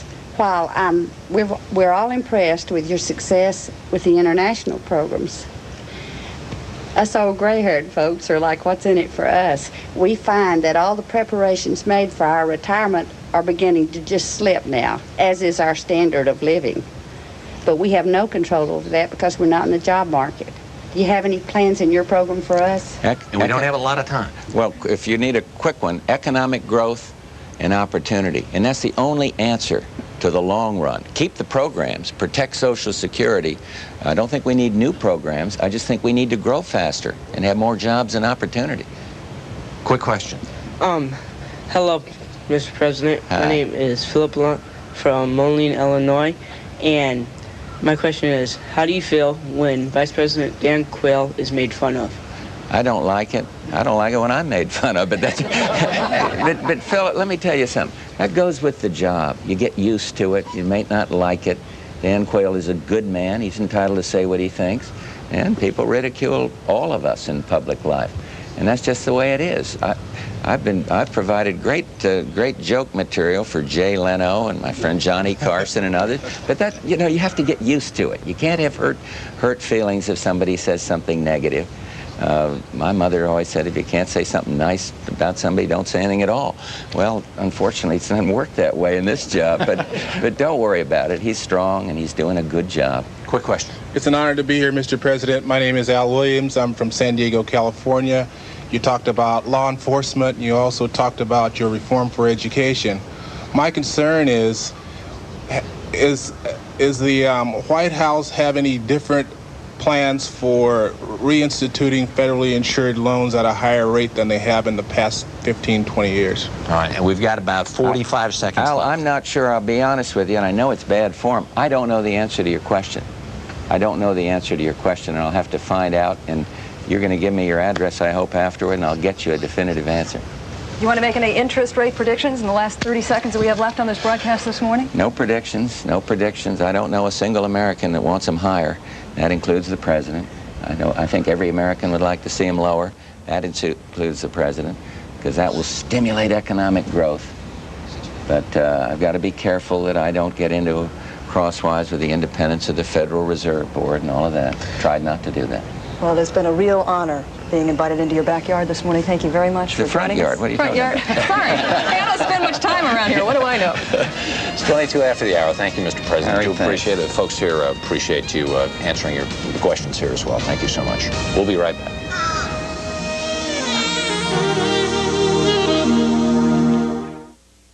Midwest's largest Autorama RV Center has rolled back prices. It's our 23rd anniversary sale. Buy this 91 27.5-foot twin or double bed mini home, only $24,955. Buy this 91 24-foot rear bed mini home, only $22,945. All have double air and remaining warranty. How about these 92 Rockwood 21-foot mini homes with Toyota V6 EFI and overdrive, only $24,850. Or your choice of 32-foot or 34-foot Phoenix brand new Class A loaded for $43,800. Drive to Des Moines and save at Autorama RV Center. Carpet Gallery presents The Adventures of Padman. She was alone, defenseless in some other carpet store. We get your carpet, then we add in the pad, installation, gas for the van. Here's your sale price. Help! Help! Pop into Carpet Gallery now during their Best Pad Free sale. Purchase your new carpeting from Carpet Gallery's huge selection of over 5,000 styles and colors, and you'll get our Best Pad and installation free. Shop Carpet Gallery, the home of Padman, fighting for truth, justice, and the Best Pad Free. The Brooker boys are here on tour. What's been the highlight of your Lake Edna stop, Matt? I'd say this new honey barbecue chicken, Russ. Fried chicken glazed in a special sauce with a touch of honey. Get 2 pieces with baked beans, coleslaw, and a biscuit in a roundup meal for just $2.99. That was completely unsolicited. The 2-piece honey barbecue roundup meal, just $2.99, or the 8-piece meal, just $9.99 for a limited time in Lake Edna or your neck of the woods. 25 to 50% off of Reichardt's summer sale, including Southwick clothing for men and women. All sale items carry Reichardt's no sale is ever final guarantee. Come to Reichardt's for savings. It's not going to happen to me. It's not going to happen. It's not going to happen. Not going to happen to me. I was really shocked when I found out I was infected. I didn't think anything like this could ever happen to me. Find out more about HIV, the virus that causes AIDS. This TV8 News Break is brought to you by your local Ford dealers. Good morning, John McLaughlin with his TV8 News Break. Temperatures into the upper 80s to near 90 today. A chance of some scattered showers all the way through the July 4th weekend. Right now 73 degrees. More on the forecast in a few moments. The battle over abortion reaches Congress today when the Senate Labor and Human Resources Committee considers a bill to protect the right of abortion. Last night at the Iowa State House, pro-choice groups rallied and vowed to keep abortion safe and legal in the state. They reaffirmed their support for Roe v. Wade and protested the Supreme Court ruling which allows states to impose restrictions on the procedure. Some of the abortion opponents in Iowa say they'll be planning large demonstrations of their own. Des Moines police have apprehended a suspect that walked away from a hospital. Daniel Petrie was back in custody last night. He's the 36-year-old brother of the brother of 36-year-old David Petrie, who was killed Father's Day when the 2 men allegedly broke into the home of Daniel's ex-wife. He was shot in the arm and stomach, was being treated at Iowa Methodist when he walked away yesterday afternoon. Police say he stopped at a Southside bar and was apprehended last night at a home on Southeast Pleasantville. Petrie faces burglary charges in connection with the Father's Day incident. Council Bluffs woman who was serving a life sentence in prison has been set free on parole. Catherine Salas was serving time at the Iowa Correctional Institution for Women in Mitchellville. She was convicted for her role in a contract killing of her estranged husband. But earlier this year, Governor Branstad commuted her sentence, making her eligible for parole. Friends of hers say she was a victim of physical abuse from her husband. Iowa State entomologist Carl Carlson has died. He suffered head injuries in a car wreck last November. He was 53 years old. Carlson was perhaps best known for the state's campaign to get rid of the gypsy moth. He also was a leader in hunter safety and helped preserve the trout streams in northeast Iowa. Well, Iowa's new sales tax goes into effect today. The state sales tax is now 5 cents on the dollar, up from 4 cents. The legislature adopted the increase last week as part of a budget package negotiated by the governor and legislative leaders. And there are other laws which take effect today as well. The new stalker law is on the books. Before now, police had to wait for an assault to occur before they could arrest a stalker. Also new today is a beefed-up hate crime law. Well, Iowa's expected to lose 2 of its casino riverboats this Sunday, but workers on the Diamond and Emerald Ladies are already jumping ship. They're looking for jobs elsewhere instead of staying on the boats through Sunday. That is the last day the 600-passenger boats will operate in Iowa before moving to Biloxi, Mississippi. A look at a little rain on radar and your forecast after this. Every time the Grand Prix comes to town, you dream about being a race car driver. But just because you're not a race car driver doesn't mean you can't have fun while you're driving. That's why your Ford dealers are having their Grand Prix of savings with the best deals of the year, like the top Ford F-150 Super Cab with Grand Prix savings of $2,000. And that's loaded with AM/FM stereo, air conditioning, 5-speed transmission, and more. But with these savings, they're really moving fast. So stop dreaming and have some fun. The starting line is at your Ford dealer. Some rain starting to move into parts of northwest Iowa this morning. We're seeing a line of showers extending now from north of the Council Bluffs area through around Ida Grove up to just to the north and west of Fort Dodge. Showers have been drifting off to the east-northeast. Forecast for today, there's a 20% chance of thunderstorms in central Iowa. The high today 85 to 90. Later on tonight, scattered thunderstorms possible, a low of 65 to 70. Tomorrow, a better chance of scattered thunderstorms, the high tomorrow near 90 degrees. And your extended forecast to take you through the holiday weekend, a chance of showers Friday into early on Saturday morning, otherwise fair. Temperatures will remain mainly in the 80s. In Des Moines right now, partly sunny and 73. Winds are light out of the south. Humidity at 79%. The barometer rising to 9.78. Coming up at noon today, an update on news and also the start of Blood Donor Day. For up-to-the-minute weather information, day or night, call the TV8 Weather Beacon forecast at 262-7173. Brought to you by Boatman's Bank. Boatman's, how you run a bank. I shop at Roosevelt Bootery. I like my feet to make a fashion statement. I want pizzazz. I want sizzle. I want shoes in the latest styles and all the best brand names. Why? When the man of your dreams falls at your feet, you've got to be wearing great shoes. I shop at Roosevelt Bootery. They have a great selection of dress, casual, and sports shoes and the quality brand names I want. Great service, too. That means one-stop shopping. Face it, when you're climbing the ladder of success, you've got to have the right shoes. Attention furniture shoppers, Don's Furniture has just received a semi-load of new living room groups from a leading U.S. manufacturer, and they're all on special to be sold out immediately. These stylish sets have solid oak lifetime guaranteed frames, and Don is offering them in complete 7-piece room groupings, which include the sofa, the love seat, 3 Ashley occasional tables, and 2 decorator lamps. These 7-piece groups are being sold on a first-come, first-served basis for the low price of $4.99, $5.99, and $6.99. That's right, $4.99, $5.99, and $6.99 for 7 pieces of furniture. Easy finance terms and major credit cards accepted at Don's Wholesale Furniture. In Ottumwa, tune to Channel 23 for better reception of TV8. Good morning, everybody, and welcome back to a special edition of CBS This Morning. We still find ourselves in the Rose Garden here. What the president just told me was the front yard. It is, in fact, the backyard. He's giving me a hard time. And, of course, we've just completed an hour-and-a-half question and answer session with the president. We took a bunch of folks from the line, and the president's taking lots of folks in now to see the Oval Office. We had 125 people in the audience today from 26 different states. A lot of these folks had no idea they would end up here inside the White House. They had come here for a tour of the White House yesterday. We actually had the opportunity to take a look at a 4,500-person long line yesterday and come up with our audience. And he has taken all of the children from the audience and said that they could take a real quick tour of the Oval Office. And the parents are all looking, looking on in some dismay, wondering how come they don't get to go in too. You think you're going to get your kids back? Will they be the same after they've been in the Oval Office? Harry, I think you would agree. The president got some strong questions from the children here in the audience. Lots of questions about education. Lots of questions about what can I do for the environment? What will you do for the environment? What kind of world we'll be living in 20, 30 years from now? Will it be safe? We're going to be talking some more in this half hour with people who were in our audience this morning about whether or not they felt the president sufficiently answered their questions. You felt like you got a fair shake this morning in our 90 minutes or so? Yeah, you see some yes, some no. yes, some no. President is in the Oval Office with the children that are in our audience this morning, and a lot of kids came here yesterday probably kicking and screaming, really wanting to go to the Air and Space Museum, and the parents saying, we're going to the White House instead. Now and you know what they'll be doing in September? What I did on my summer vacation. Well, they put me on television, teacher. I got to meet the President of the United States. Right now, we're going to go back to New York, where Bob Schieffer is standing by with all the latest news. Good morning again, Bob. Good morning, Harry. Good morning, Paula.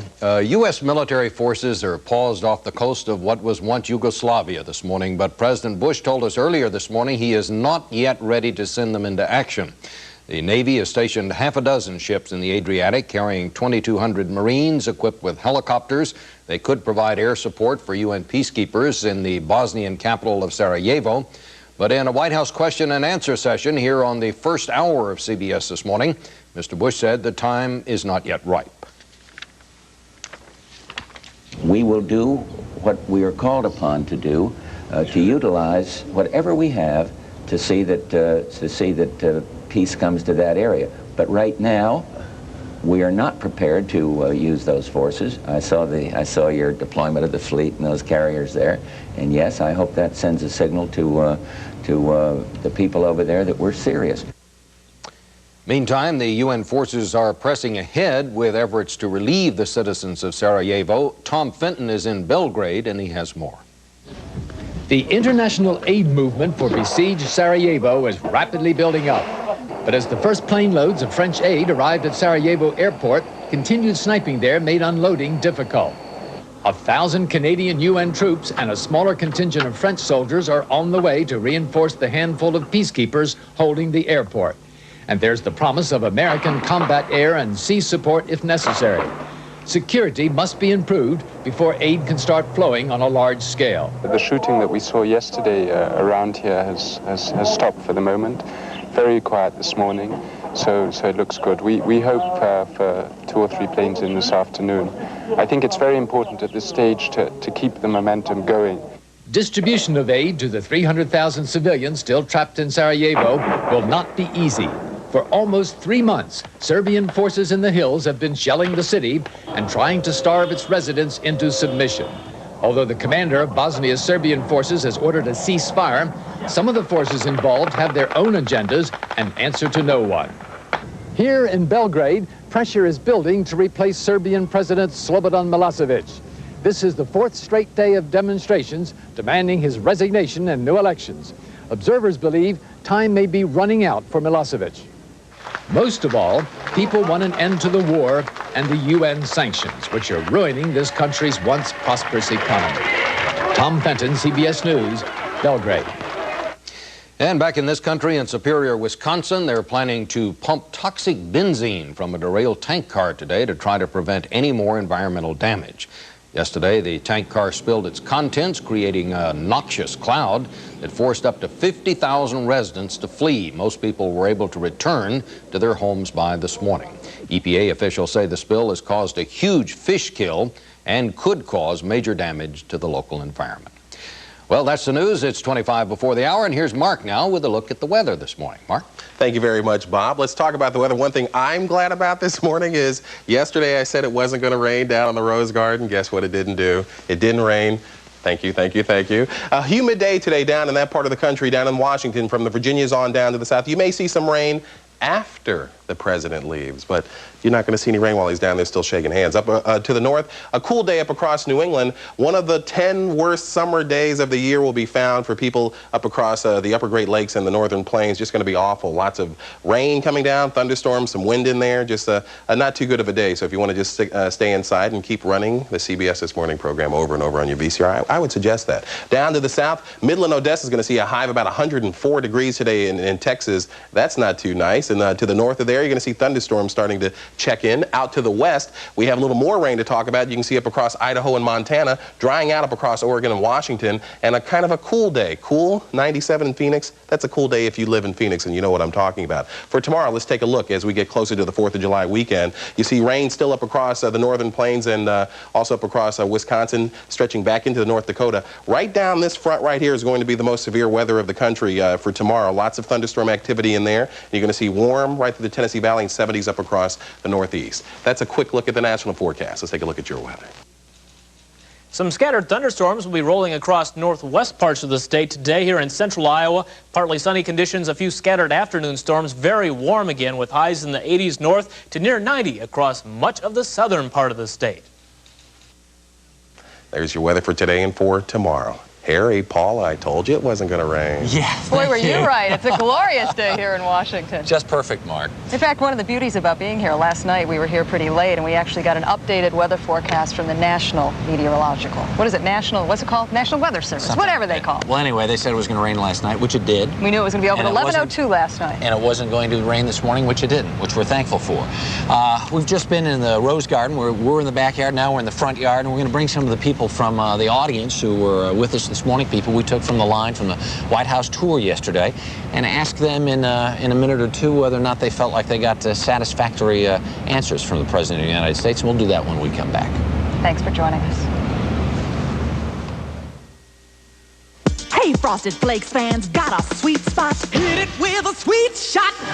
Wheaties, honey, going. Crispy corn, whole grain wheat, gone. It's just fine, crunchy, sweet. Touch of honey is what it's got. Put her there. Got it. sizzle. Hit it with a sweet shot. Sweetest honey gold. This summer, millions of kids will be looking for one thing, fun. They'll find it at Holiday Inn hotels. We've got pools, restaurants, lots of fun. And at Holiday Inn, kids don't just stay free. Kids 12 and under eat free at participating hotels. So start packing. Call 1-800-HOLIDAY or your travel agent. Holiday Inn, the official hotel for family fun. Morning breath. As soon as I have my coffee, it's all gone. Whether you admit it or not, it's a problem. Okay, I have morning breath, but it doesn't bother anyone. Don't be so sure. Mine's not so bad. Morning breath's not as bad as you think. It's worse. So get Scope. Its 2 powerful ingredients kill 90% of the bacteria that cause morning breath. Was my morning breath really that bad? There's no denying morning breath, so save your breath with Scope. Dear Folgers, I run a bed and breakfast. When I overslept one morning, the Folgers switch saved my reputation. The percolator wasn't even set up. So I secretly switched Folgers Crystals for the brewed coffee I normally serve. This is delicious. Well, the taste and aroma must have fooled them, because they were shocked when I revealed the switch and joked about sounding like one of your restaurant commercials. Folgers Crystals, proven to surprise fresh brewed coffee drinkers. Sincerely, Janet Turley. Thank you.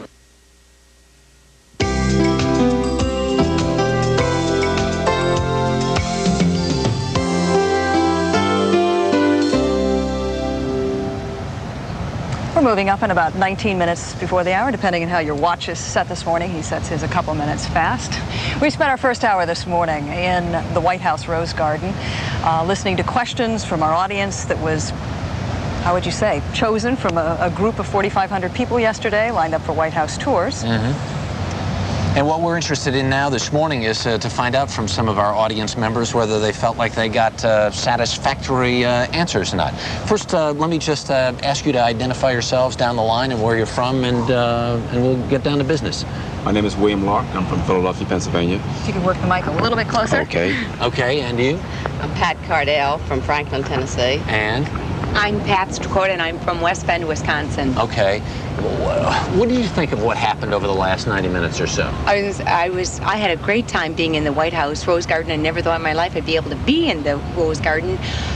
I was sorry I wasn't able to ask the president a question, because my question was, we were talking about all these new programs and how we're going to be tough on crime and tough on provide health insurance and keep this within not raising the federal deficit. And that, I think, needed to be asked of him. But the deficit question came up again and again and again and again. Yes. Did you feel like you got a satisfactory answer about it?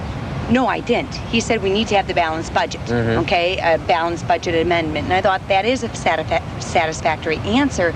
But he, again, was promoting these new programs. And I thought if we're going to be spending more dollars, how are we ever going to balance the budget? And pay for those programs. And pay for those programs. That's the only question that I had. Yeah. Your reaction to what you heard this morning or didn't hear? Well, I was very impressed by being here, of course. And we're all nervous. But I was impressed by the president and how he could field the questions he was asked. I mean, he would change. We would ask such different and diverse questions and he'd have to change his attitude. But he kept a sense of humor through the whole thing, as he did with the duck story. Which no one on television heard. Got to hear. Right. What happened off camera. Was there a question, though, that you can point to that you don't think the president answered satisfactorily?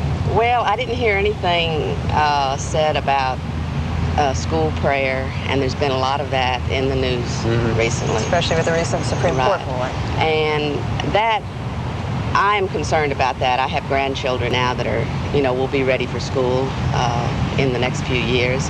And I wonder what it's going to be like for them when they're in school and what they will learn and identify with. How about you? What did you think?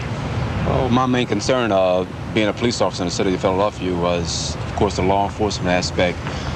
Over the years, major cities have lost so much funding, and law enforcement is suffering like many other programs. And the president did say a lot of it is tied up in Congress, but you wonder who really is at fault, why our programs and the money is being sent to the cities for the funding. And as a result, in law enforcement. The equipment that's being used is bad, and you just need more help. I'd like to address this question to all three of you, because we heard a lot of Congress bashing this morning, and of course members of Congress also trade charges against the president. Our polls continue to show that Americans are fed up with everybody blaming everybody else for their problems.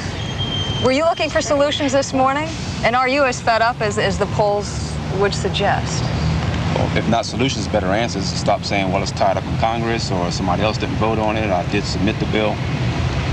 Passing the buck. Would you like to hear the president say, yes, I'll put, if he's elected, yes, I'll put Democrats in my cabinet, and maybe that'll make a difference? Whatever does the job. Whatever it takes. And I think the public is feeling helpless, you know, frustrated with the whole system, and we don't feel like we're making any type of impact. And we vote new people in, but things continue to run the same course. To be the same. The deficit gets bigger. And not change at all. This has been an interesting political year, and the way campaigns are being run and the way the candidates are communicating with the people is different. No one has ever done anything like this before, what we did this morning. Bill Clinton goes on Arsenio Hall and plays the saxophone. Do you think you're being better served? Do you felt like you got some good information out of this 90 minutes this morning, or did you feel like it sounded like just the same old stuff, or stuff you'd heard before? Well, a lot of it is the same old thing that you've heard these answers all before from more than one person.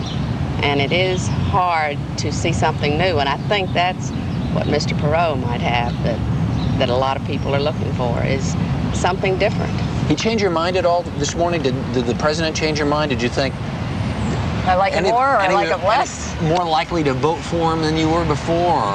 That was my impression that I had this morning. I enjoyed, you know, his spontaneous answers, and I liked him more after seeing him today in person than I had in the past. How about you? I feel the same way, because he became more real, and he is a very real gentleman. And I think that is impressive to most of us. Yeah. Well, but when you're sitting 12 feet away, though, it's pretty hard not to. Right. I'm in the White House, I'm in the Rose Garden. That feels pretty good. We continue to hear that there aren't a whole lot of single-issue voters out there, except maybe when it comes to the issue of abortion. But as you head for the polls in November, and we know this is a long election season, is there any one issue that will cause you to vote for either one of these three men, if it is a three-men race? I guess just reinvesting in the country and stop. I know people in other countries need help, but it's right here. We need it. We need it bad. And not just law enforcement, all kinds of programs. So if you hear one of the candidates that says, we're not going to send foreign aid over to Russia, we're going to leave that money here and help our inner cities, would that cause you to vote for that person? I would start leaning that way, yes. Yeah. Who are you leaning toward? Do you mind if we ask? Who are you leaning toward to vote for right now? You, Harry. That's a safe answer. Are you undecided at this point, though? Are you undecided? Yes, I am undecided, yes. Leaning in any particular direction, though? Really not. Still shopping. Yes. Okay, how about you? I feel about the same, where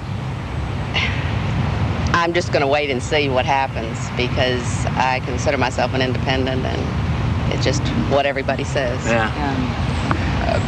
Presently, I am leaning towards President George Bush to vote for him in the fall election. And you indicated you might not have felt that as strongly coming in this morning. I didn't think so, but I thought he made some stances, especially on the federal deficit, because I feel that's the #1 issue that we have to deal with, come to terms with as a country. And I think he's said that he's for the balanced budget amendment, and I would, when I look to vote for a candidate this fall, that's what I'm going to look for. All right. Thank you all for joining us this morning, and I hope you found your experience out in the Rose Garden this morning as interesting as it was for us. We may catch up with you again right before the election in November and see how you're really going to vote. There you go. Thanks so much. We've got lots more coming up from the White House in Washington this morning when we come back.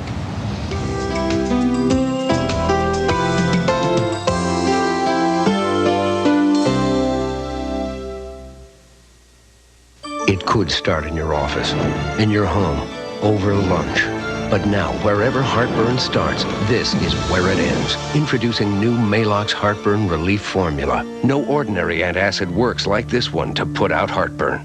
I'm toning up from my head to my toes. I'm toning up, now my skin's gonna glow. Tone cream with cocoa butter is specially formulated to rinse clean. I'm toning up. Tone up with clean rinsing tone. What happens when you pack this much juicy, bursting flavor in carefree sugarless bubblegum? It sets you free. You know, the opera's like a noose.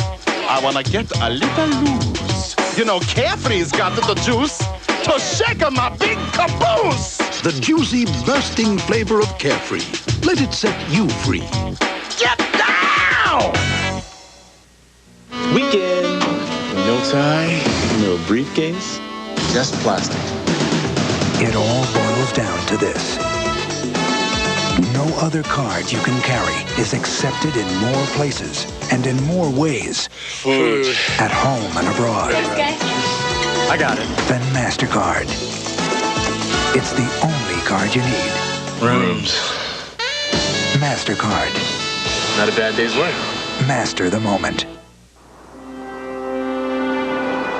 Maybe it won't save the planet or make the whole world a better place. Don't suppose you'd want to help me paint, would you? Sure, Grandpa. But today, Will Bartlett made a choice that'll help keep a small part of the western sky the way it was meant to be. New Glidden Spread 2000. The first interior wall paint with no solvents that could harm the air. Let's get some paint on that roller. Glidden, a better way to paint. In case you're just joining us this morning or have joined us in the last half hour or so wondering what's going on, we've been here at the White House since the beginning of the broadcast, where President Bush answered lots of questions from more than 120 different Americans that we took off the line here from the White House tour yesterday.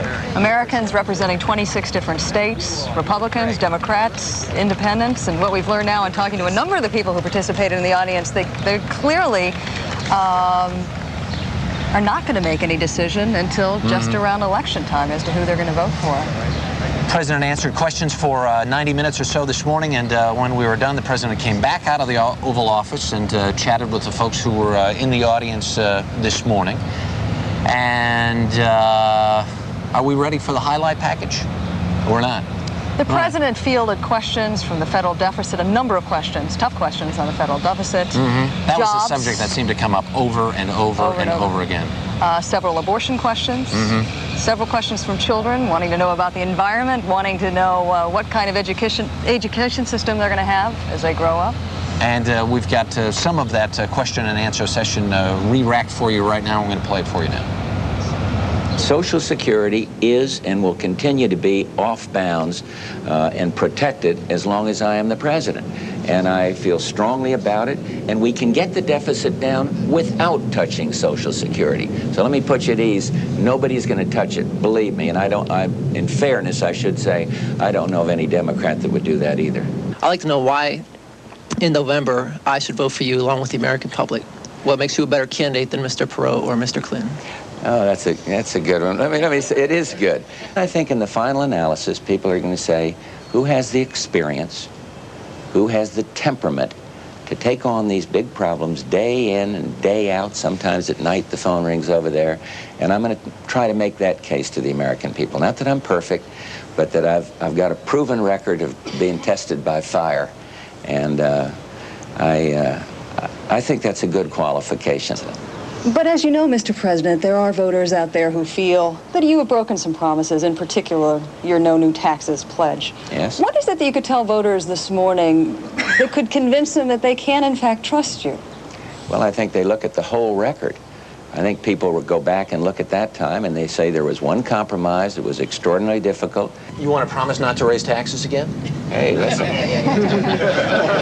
We want to hear the pledge again. I gave her the answer to the question. You think I'm going to go in and trap myself again and go through all that? But I'm convinced that it can be done, and it's sitting up there for the Congress right now. What will be your legacy, Mr. President? Will you be the president that was in office when the straw broke the camel's back, or will you be the one that walks the 20 blocks down to Congress, puts aside all the excuses, and finally does something about the deficit problem. Deficit has grown more during your administration than any other administration in history. Exactly, and I'd like to be the president that does the second. And the way to do it is to please elect people this fall that'll give me the balanced budget amendment that I say will discipline the Congress and the president. I'd like to see the president get the line item veto. In other words, I see bills that come down here every day that have a lot of good things, keep programs going, education, but in them, there's a lot of bad pork barrel legislation. And 43 governors have it. Give it to the president. Let's take that case to the people this fall. We talked a little bit earlier this morning about polls showing the American public thinks the administration is adrift. And I want to talk about these people not asking me all. It's you and Harry that have the controversial question. Now let me ask this question to your listeners. Why is it that it's the correspondents that have the controversy about Iraq or the polls or what I want to say about Ross Perot when the American people want to know what I'm doing about the problems? Why is that, Harry? I don't know. I guess we're the bad guys. Well, you heard lots of answers this morning, and we'll have some more from the White House in just a minute. 6 minutes before the hour. Good morning.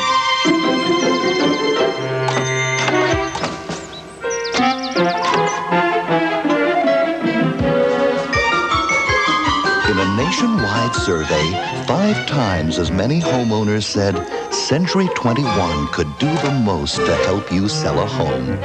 Now, why do you suppose that is? Call Century 21 and see why we're preferred 5 to 1. 3M salutes the Olympic athletes who found a better way.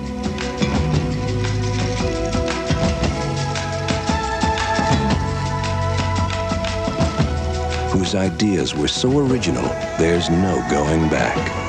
That same innovative thinking helped us invent fiber optic products like FiberLock, a vital link in worldwide communications. 3M, innovation working for you. The world is waiting outside. Inside, there's the good taste of Smucker's. Under 20 calories, and jams are naturally fat-free. It's a good way to start your day. With a name like Smucker's, it has to be good. Only one adult cereal could be this much fun to eat. Basic 4, a colorful mix of flakes, fruits, and nuts. Basic 4, the adult cereal. With a taste that never grew up. Beans, you're gonna be okay. You just have to take it easy for a while. I know, because when I was a little kid, I hurt my knee too, like you. And Dad told me it's gonna get better. How's that cough? I'm fine, but Beans hurt his knee. Here, this'll make Tommy feel better. This is for Beans, and this is for you. Look, Beans. On CBS This Morning, here's a look at your weather. Some scattered thunderstorms will be rolling across northwest parts of the state today here in central Iowa. Partly sunny conditions, a few scattered afternoon storms, very warm again with highs in the 80s north to near 90 across much of the southern part of the state. Well, the president says this is a weird election year, but I like it weird this way with all of the appearances of the candidates on the various broadcasts. I think the public is better served in these longer formats like this. I think we heard that over and over again from audience members, particularly those who feel that they really got to see the president in a different light. I think we got the same kind of reaction. We had people from our studio audience with Bill Clinton. Ross Perot will be joining us in a couple weeks in the same kind of format. And it's interesting because the candidates will tell you that they feel that the audience often asks much better questions. They're asking questions from the heart. Well, this has been quite an experience for us, and we hope you'll be watching the CBS Evening News tonight with Dan Rather. Then at 10 Eastern and Pacific Time, 9 Central, 48 Hours looks at the tensions, the dramas, not quite the Rose Garden. How about prom night? And be back with us on CBS This Morning tomorrow for a look at whether some self-help groups really turn people into victims. And we'll be hearing from Tom Hanks and Gina Davis starring in A League of Their Own. Thanks again for joining us today. It's been an extraordinary morning here. We'll see you tomorrow, everybody. I have asked Snoopy to help me show some of the ways that we can all help to clean the air and fight ozone pollution.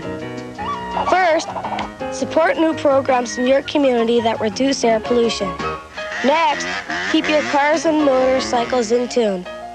And conserve energy and use mass transportation whenever possible. Let's all work together to keep our air clean. Remember, clean air means healthy lungs. Once the TV goes on, my dad couldn't care less about me doing my homework. Show me a parent who really cares, and I'll show you a kid who can learn. This is CBS.